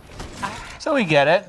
The thing I thought was interesting is she applied for 35 jobs since she was let go, and then she was let go, I believe, last February. Yeah.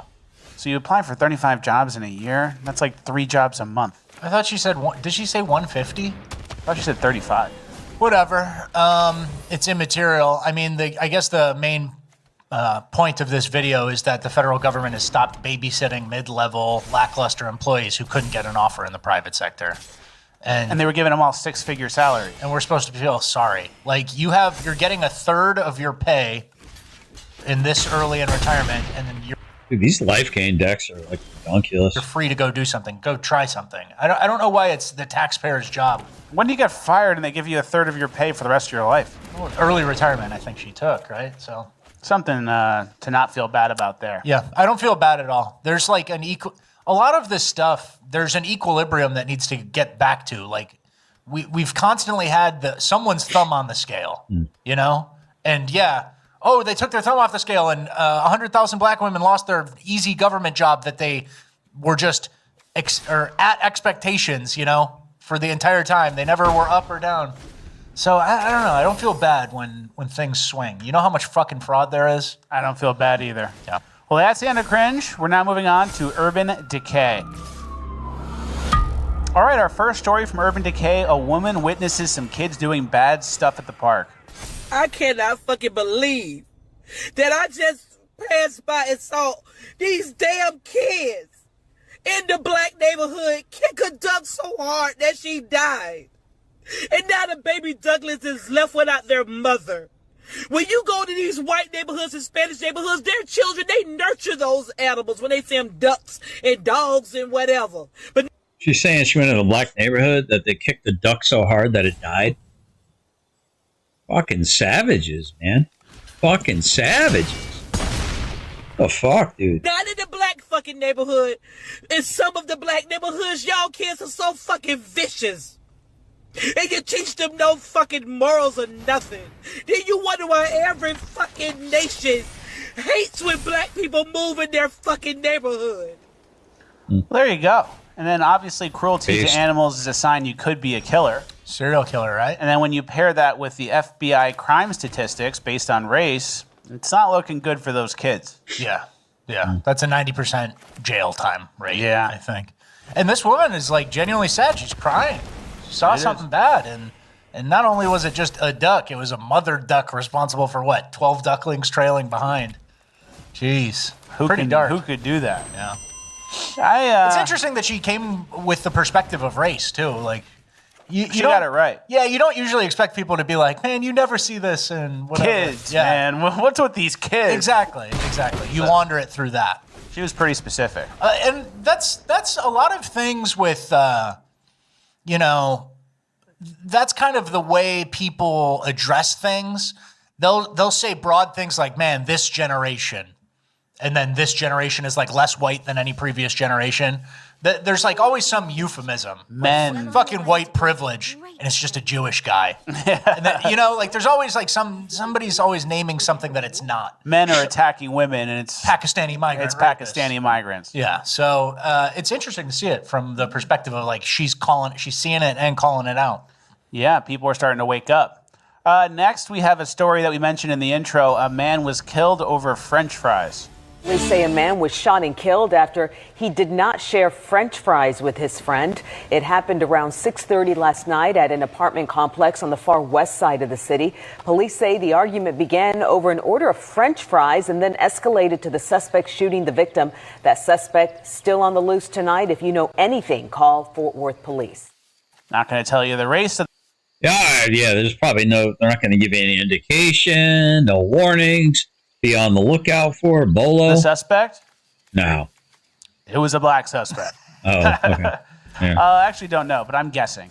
And we've seen this before. We've seen people killed over ranch. We've seen people killed over a chicken sandwich and stupid stuff at the restaurant. Guacamole we've seen. Guacamole. And I was kind of trying to expand on this. You know that old phrase, do you want to take this outside? Of course. Like when there's like a fight about to happen and you go, do you want to take this outside? And it's basically like an escalation, but also it's a final warning. Like, do you want to take this outside and fight or no? And it stops here. And the people who use that phrase are being considerate to the venue. Yeah. A lot of people don't have that. No, they'll shoot you in the head over fries. They'll hit you with the bowling ball in the bowling alley. Yep, I've seen it. They'll take the stool from the bar and hit you with that. They have no consideration for the establishment. So true. So true. So that old phrase, "want to take this outside," not everyone uses that. It's kind of like a white guy fight thing. Yeah, want to take this outside gives people a lot of options. It's like, do you want to escalate this or stop it? Because I'm willing to do either. I'll shake your hand and we can go our separate ways. And then obviously let's respect the venue. And if you do want to escalate, let's obviously respect the venue and take it outside. Yeah.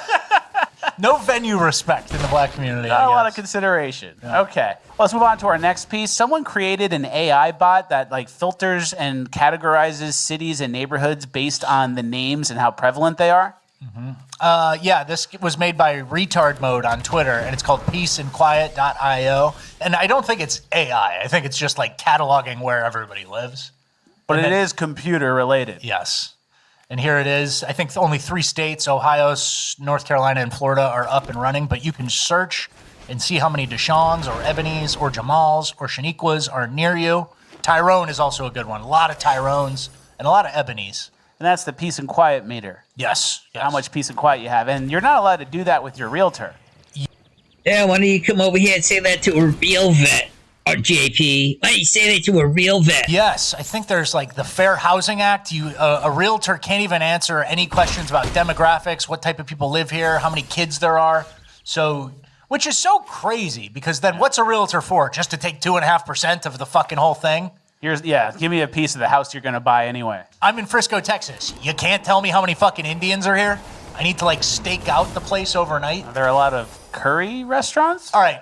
Yes, exactly. You're always proxying it somehow. It's like, all right, let's get far away from MLK Junior Boulevard. Let's get to this suburb. What's that? Diwali Road? No. You're looking for clues like you're in Limitless. Yeah, I'll be doing a more in-depth review on it tonight, Aaron Queen. The real estate agent can't tell you. It's so fucked up, right? It's very fucked up. Crazy. Feeling froggy. All right, so what do they even do? Show you the house? They show you the house and they take their piece. Yeah. It's frustrating. It is. Next, there's a new ad from the Philly Police Department.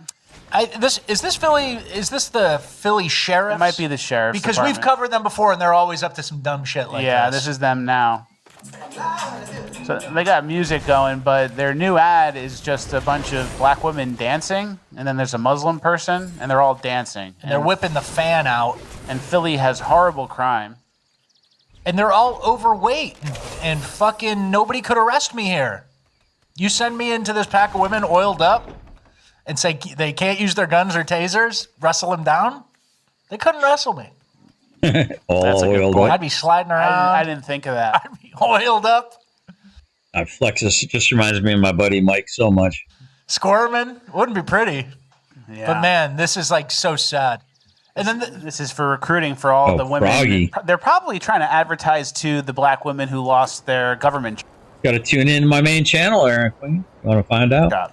I would say so. Make sure you subscribe, like, share, and subscribe. Hit that notification bell. 100%. And another part that we've been talking about a lot is how all these jobs come with excellent pensions, great benefits, and the whole point was you're supposed to do like 20 or 15 hard years and then get basically a full pension.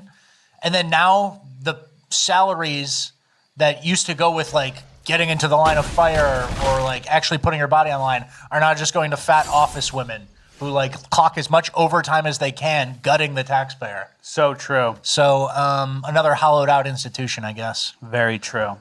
All right, our next 2 clips are street rat related. The first one, guys, shows what's going on in New Orleans. I be telling motherfuckers about New Orleans, bro.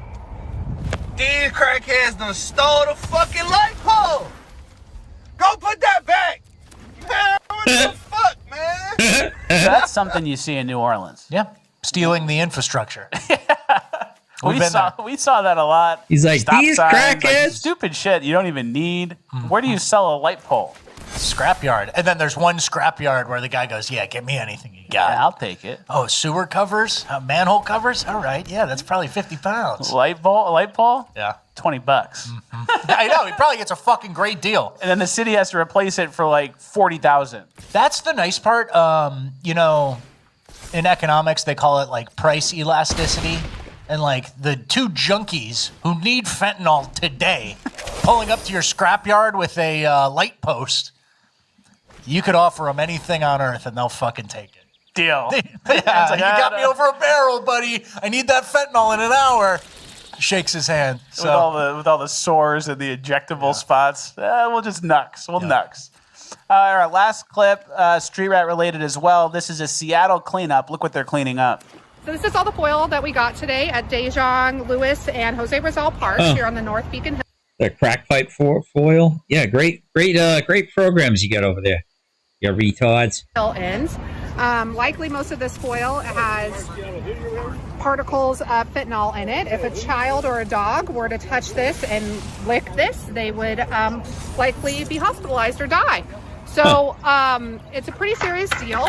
We are right next to a large daycare, the El Centro de la Raza daycare, where kids are walking through these parks every day on their daily walks. And we are at a dog park where dogs are basically not able to go there right now, and it's non-functional because of this. So we hope to see some change from the city and get this addressed. It's a nice thing to clean up your neighborhood, but you also voted to give drug needles to drug addicts, and you ruined all your public parks and playgrounds. Yeah, and if you didn't personally vote for that, which I'll allow that argument, some elected official is retarded enough to skip that and just give them the needles anyway. Yeah. Give them the fent, let them do whatever they want. Oh, yeah, Did we mention theft under $9.50? That was free for all for a while. How do you think they funded the fentanyl habit? Mm-hmm. And I mean, that's it. That's just as pure urban decay as it gets.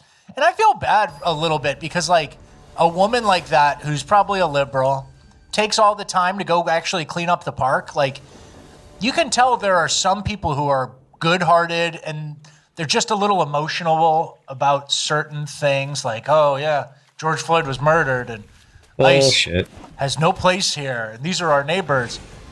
You know, you get co-opted and stuff, but there's someone with a good heart at the end of it, you know? Anyone who's going to clean up a park, spend their Sunday or whatever cleaning up a park, it's a good person. And it's hard to see a good person like that funneled into such shit ideology that really terrorizes the Western world. Right? So true. That's my point. Like, she's got a heart and she's got energy and she just needs to point it somewhere. And that was a great case right there. But then all other political activism ends up with caring for the lowest common denominator. Yeah, I've been wanting to make a deck like this, you know, like a dragon deck that has just changelings in it. I think that would be freaking badass. That'd be flipping badass.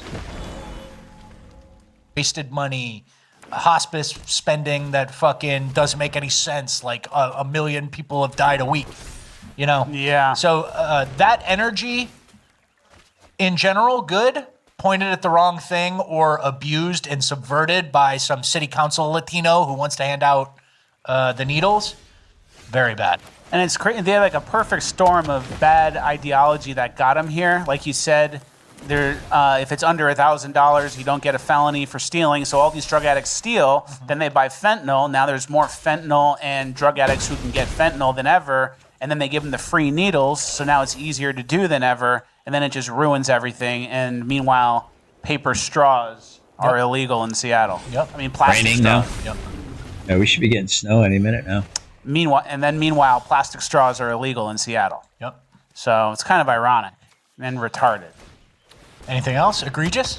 Egregious. All right. People were giving me props for egregious. I could spell it too.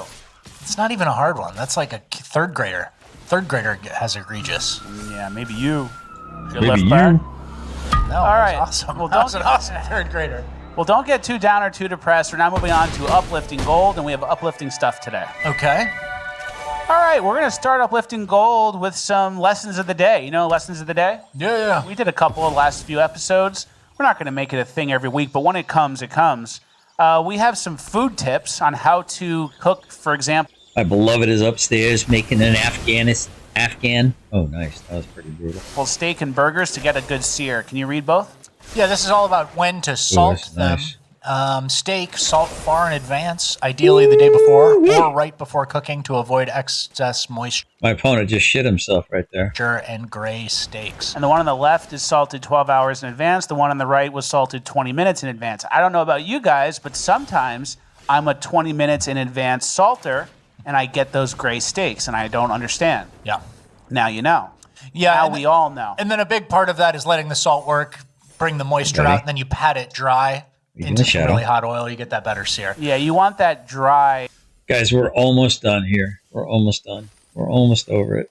I think we're just gonna finish up gold Into the Yeah. pan. Yes, yes. Because otherwise, you're cooking the water, which steams the steak instead of searing the steak. So you got to think about the physics of cooking. Physics. Another one, burger. Salt just before cooking to get a good sear and keep burgers tender and juicy. And then you see the sear on the just salted just before There cooking, we and go. then There's the one salted 30 minutes before is not good. Not good. We have a thing for onions too. You're an onion guy. You're an onion expert. I love onions. I make the In-N-Out style onions. Whenever I'm making burgers or ground beef, I always do the In-N-Out style onions, which look a lot more like the right. And you told me caramelized. this tip over the weekend or maybe last week. I've never had an In-N-Out burger. What are those like? They're like the In-N-Out onions? Are they like the real thin ones that they kind of like cook the meat on top of the onions? Yeah, I told you this tip before, and then we saw this graphic. For sweating, salt onions at the beginning of cooking. For caramelizing, salt after browning has begun. It's, again, the same interesting. thing with drawing moisture out. And sweating is basically another word for steaming. And so that's, you would salt at the beginning of cooking. Usually, I like mine caramelized. I like that texture. Yeah, yeah. So, And then that's our what I last tip is hot dog related. How to cook for, hot dogs for a crowd. So the guy, I didn't even think about this. You put them in, that's what all those sticks are for in the dishwasher. Yeah. And then you And steam then the bun's them. in plastic. And you run a normal wash with no soap, obviously. And now you got all these steamed hot dogs. There you go. Ooh, this is gonna get ugly And quick, then you guys. feed them to people. There I you can go. see this getting ugly How, quick. Ketchup on a what's hot your dog. opinion on hot dogs? Are you a steamed versus boiled guy, a grilled guy, or do you have a straight out of the bag, it's basically bologna, just eat it cold, who cares attitude? I'm So apparently they're like the real brown onions, like real kind of crispy, but also caramelized and nice and sweet. a very texture-driven guy. So I like anything getting I like the grill. I like the burn. I like the, what do you even call it? What's the word for it? The sear. I'm forgetting. No, there's something The grill else. marks. No, Char, it's char, like a texture. char. Yeah, maybe. Char. Well, whatever. Listen. Calm down. We're at the end of the episode. Char. But I like the Yo, texture. man, calm down, man. I'm a big fan of steaming buns, though, and steaming bread. I think my opponent may quit here in a minute. Yeah. O'Sheen says the burgers are good. We took the kids to Disneyland in America and got In-N-Out and was absolutely worth the price. Okay. I don't know if there's an In-N-Out around here or not. Yeah, write that down. Help. I think Finkel went to one of them not too long ago, and he said it was not very good at all. Be here tomorrow. I'm a big fan of steamed. And No, negative. That was White Castle. Negative. you could steam them in the dishwasher. Yeah. So we'll get you some lunch tomorrow. All right. All right, our next clip, this is in Japan. A Japanese volleyball player was warming up. He did a serve, and it hit a girl, and look how he apologizes.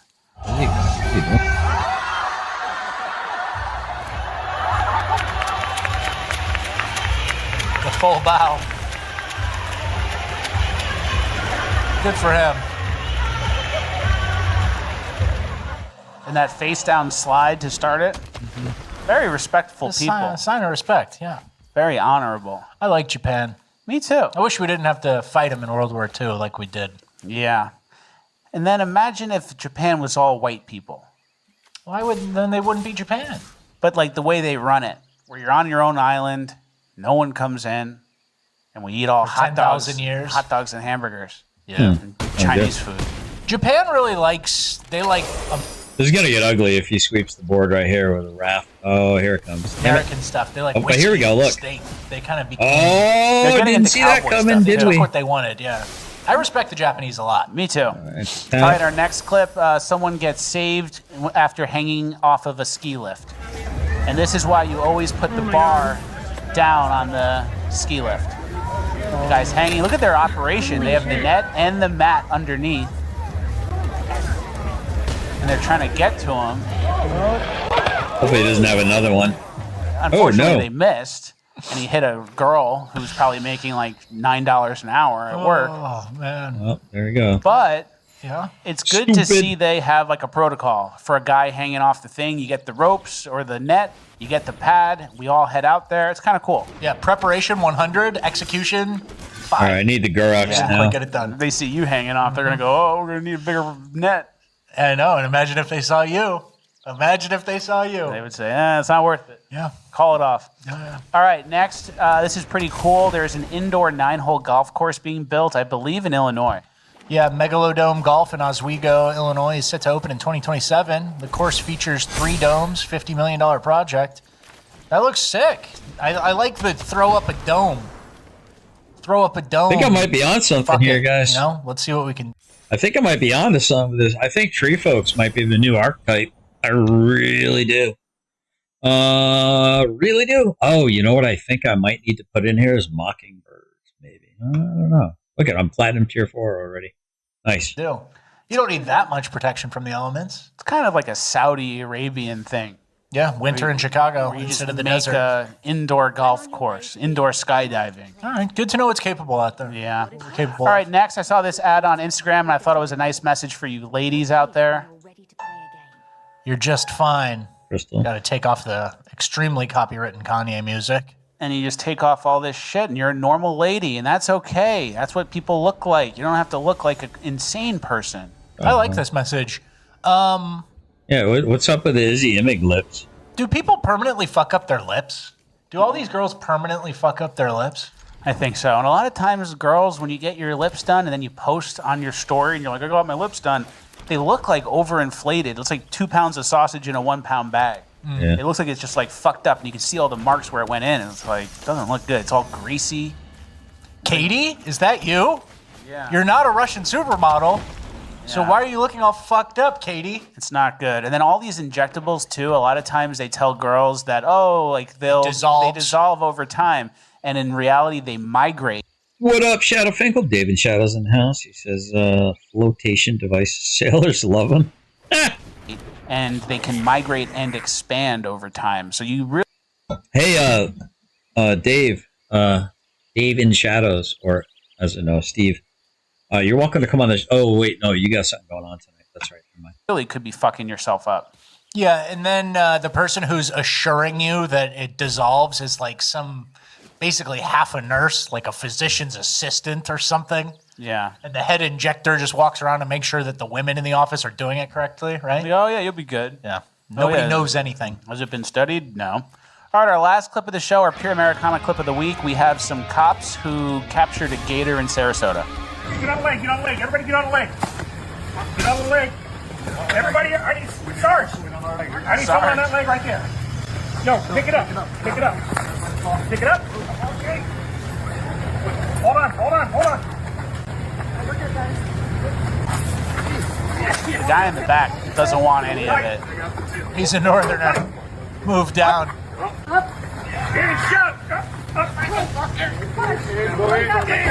Well, he ain't really lifting anything. There you go. There we go. And they load him up, and then this guy with the truck just takes him. Yeah. Who knows where? Some guy's like, I'll take it. I'll take it from here, boys. And they trust him. I guess that's how it goes. That's pretty cool, though. And that's Americana. That's like a Florida, 14-foot gator. It's crazy. Oh, yeah. In Florida. Yeah. I got a gator that lives around the corner from me, a block away. That's cool, man. Yeah, That's he's like cool. 7 feet. Yes, you got something going on at 7. You won't be able to be on the show. Whoa.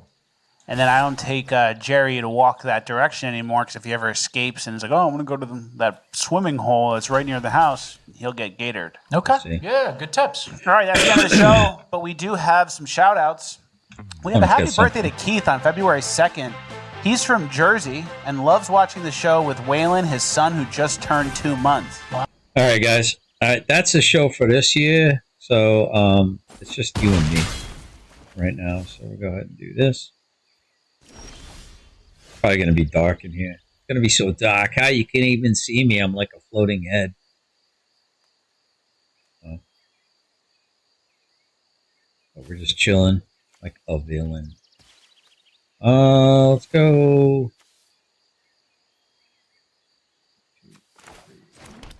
Go ahead and pay to life.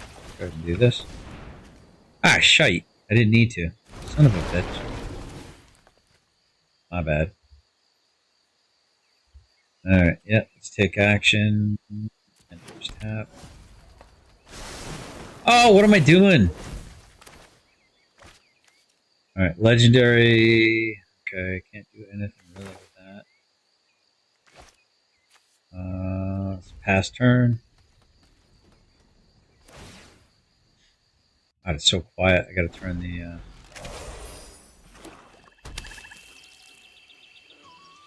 There we go. Let's get some game music on.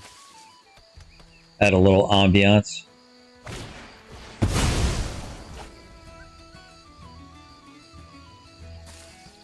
Let's see. Additional cost to cast a spell, sacrifice creature.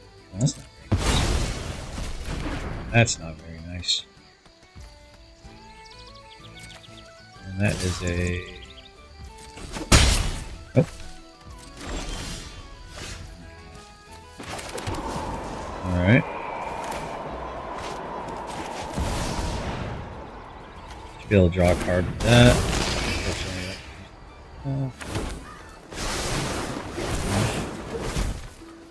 And oh, I gotta put some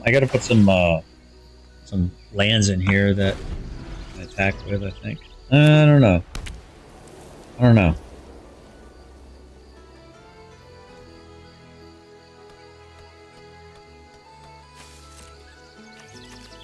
I'm digging this deck though. This deck's a lot of fun to play. I think there's probably ooh.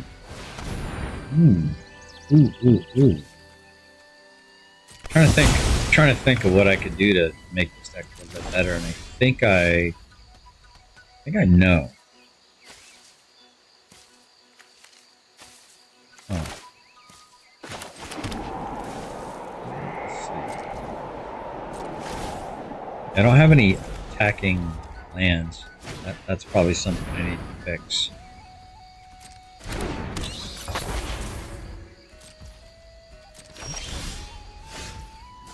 This is not going too well.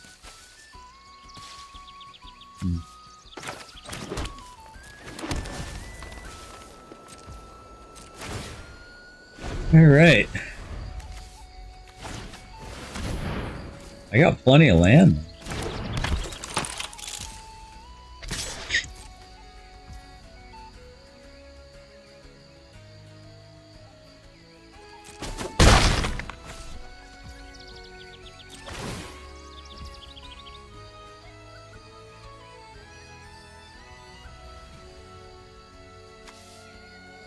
Let's see. Beginning your end. Alright. Yikes. Not really helping me. I think that's game. Good game. Oh! Oh, that's not tapped anymore. Okay. I think I might be done. He's got a way to remove that. I might be screwed.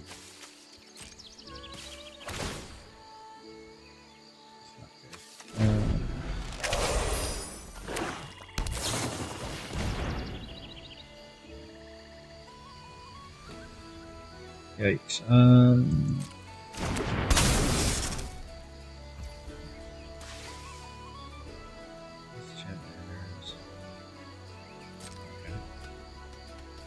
Still blocked, can I?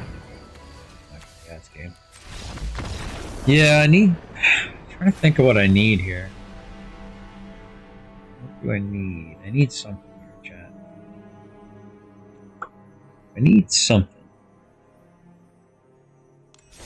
Something missing. What an adventure. You're well on your way to being a great planeswalker.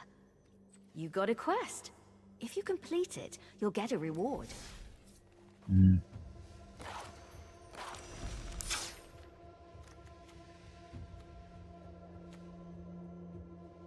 This doesn't really make any sense.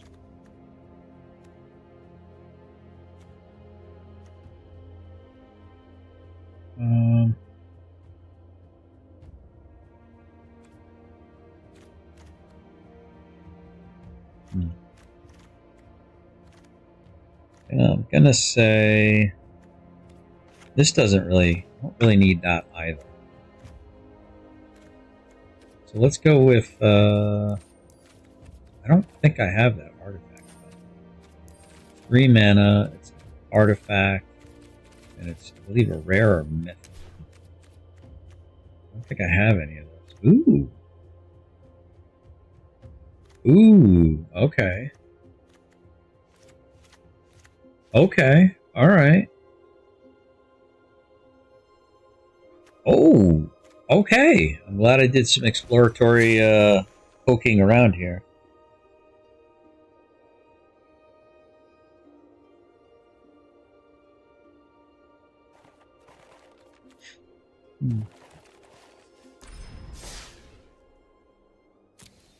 What an adventure. You're well on your way to being a great planeswalker. I am well on my way to being a great planeswalker. If you complete it, you'll get a reward. You heard her. You guys should really play this game. This game is a lot of fun, especially if you're really bored and you don't really have any kind of meaningful connections in your life and you're looking to find some purpose. Like, for real, man, you should really play this. Whether you like me or don't like me, I'm genuinely I would highly recommend that you guys play this game. It's such a great game. Such a great game.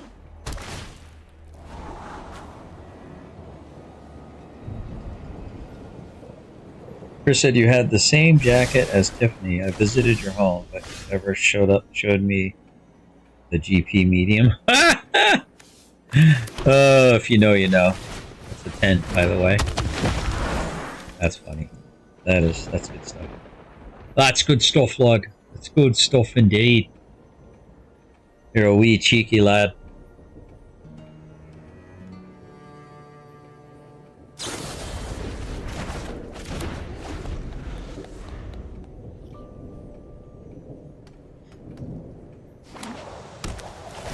Definitely Georgia transparency right there.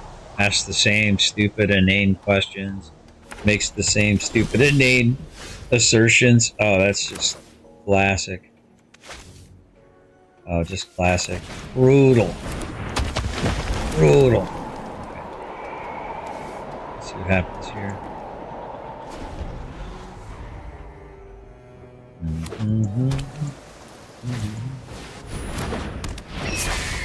Okay, alright, okay. 1, 2, buckle my shoe. We'll do this.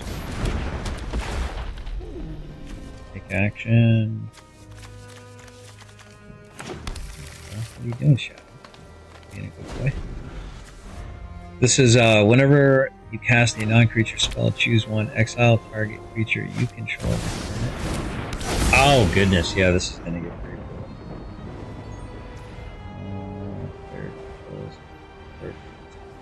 Okay, nothing I can do about that.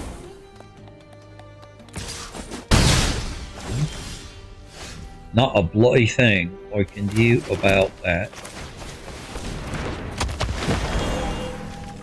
Okay. Is that a double strike? I don't think I want to do this, do I? Huh. That will kill it. He's just gonna keep... Oh, he's just gonna keep putting that on top. Oh, he's just gonna keep doing that over and over and over again. Well played. Well played.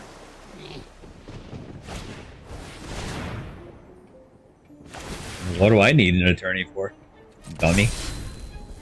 There's nothing against me right now. Nice try, though.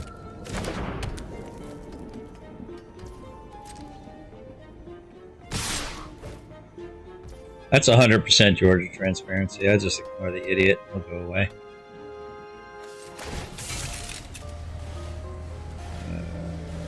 Shite. That's not good, boys. It's not good at all.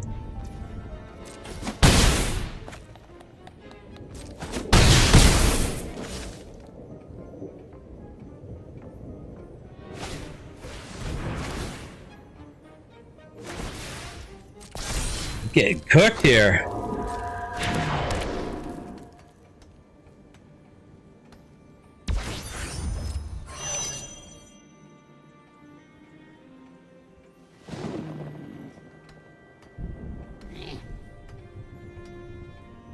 See if he's gonna get greedy. Oh, he is being greedy. Here's my alarm.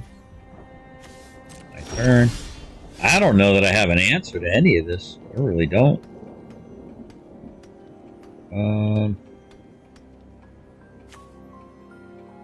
Whenever you cast a non-creature, I think I'll do this.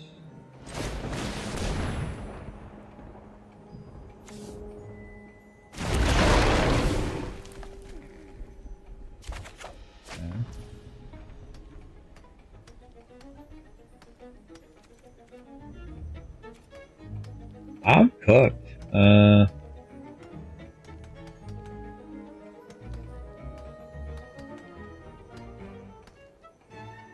I'm cooked, chat. That's 4, that's 8. That's enough. Hold on. Oh, maybe not. Go lay down! Crazy, crazy dog. Go lay down!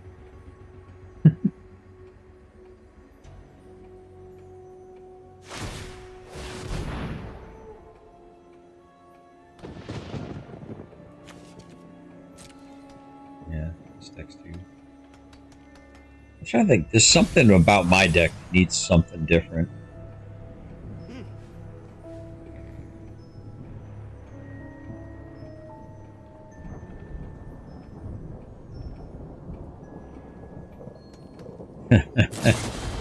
Dave. That's a freaking game. Yeah. Good game. Good game. Yeah. I didn't lose any. I might have lost the deck if I'd gained. What an adventure. You're well on your way to being. Alright guys, well I'm going to end the stream and I will see you guys tonight at 7:30 Eastern. And we'll catch you Here when you're ready to play a game. on the next one.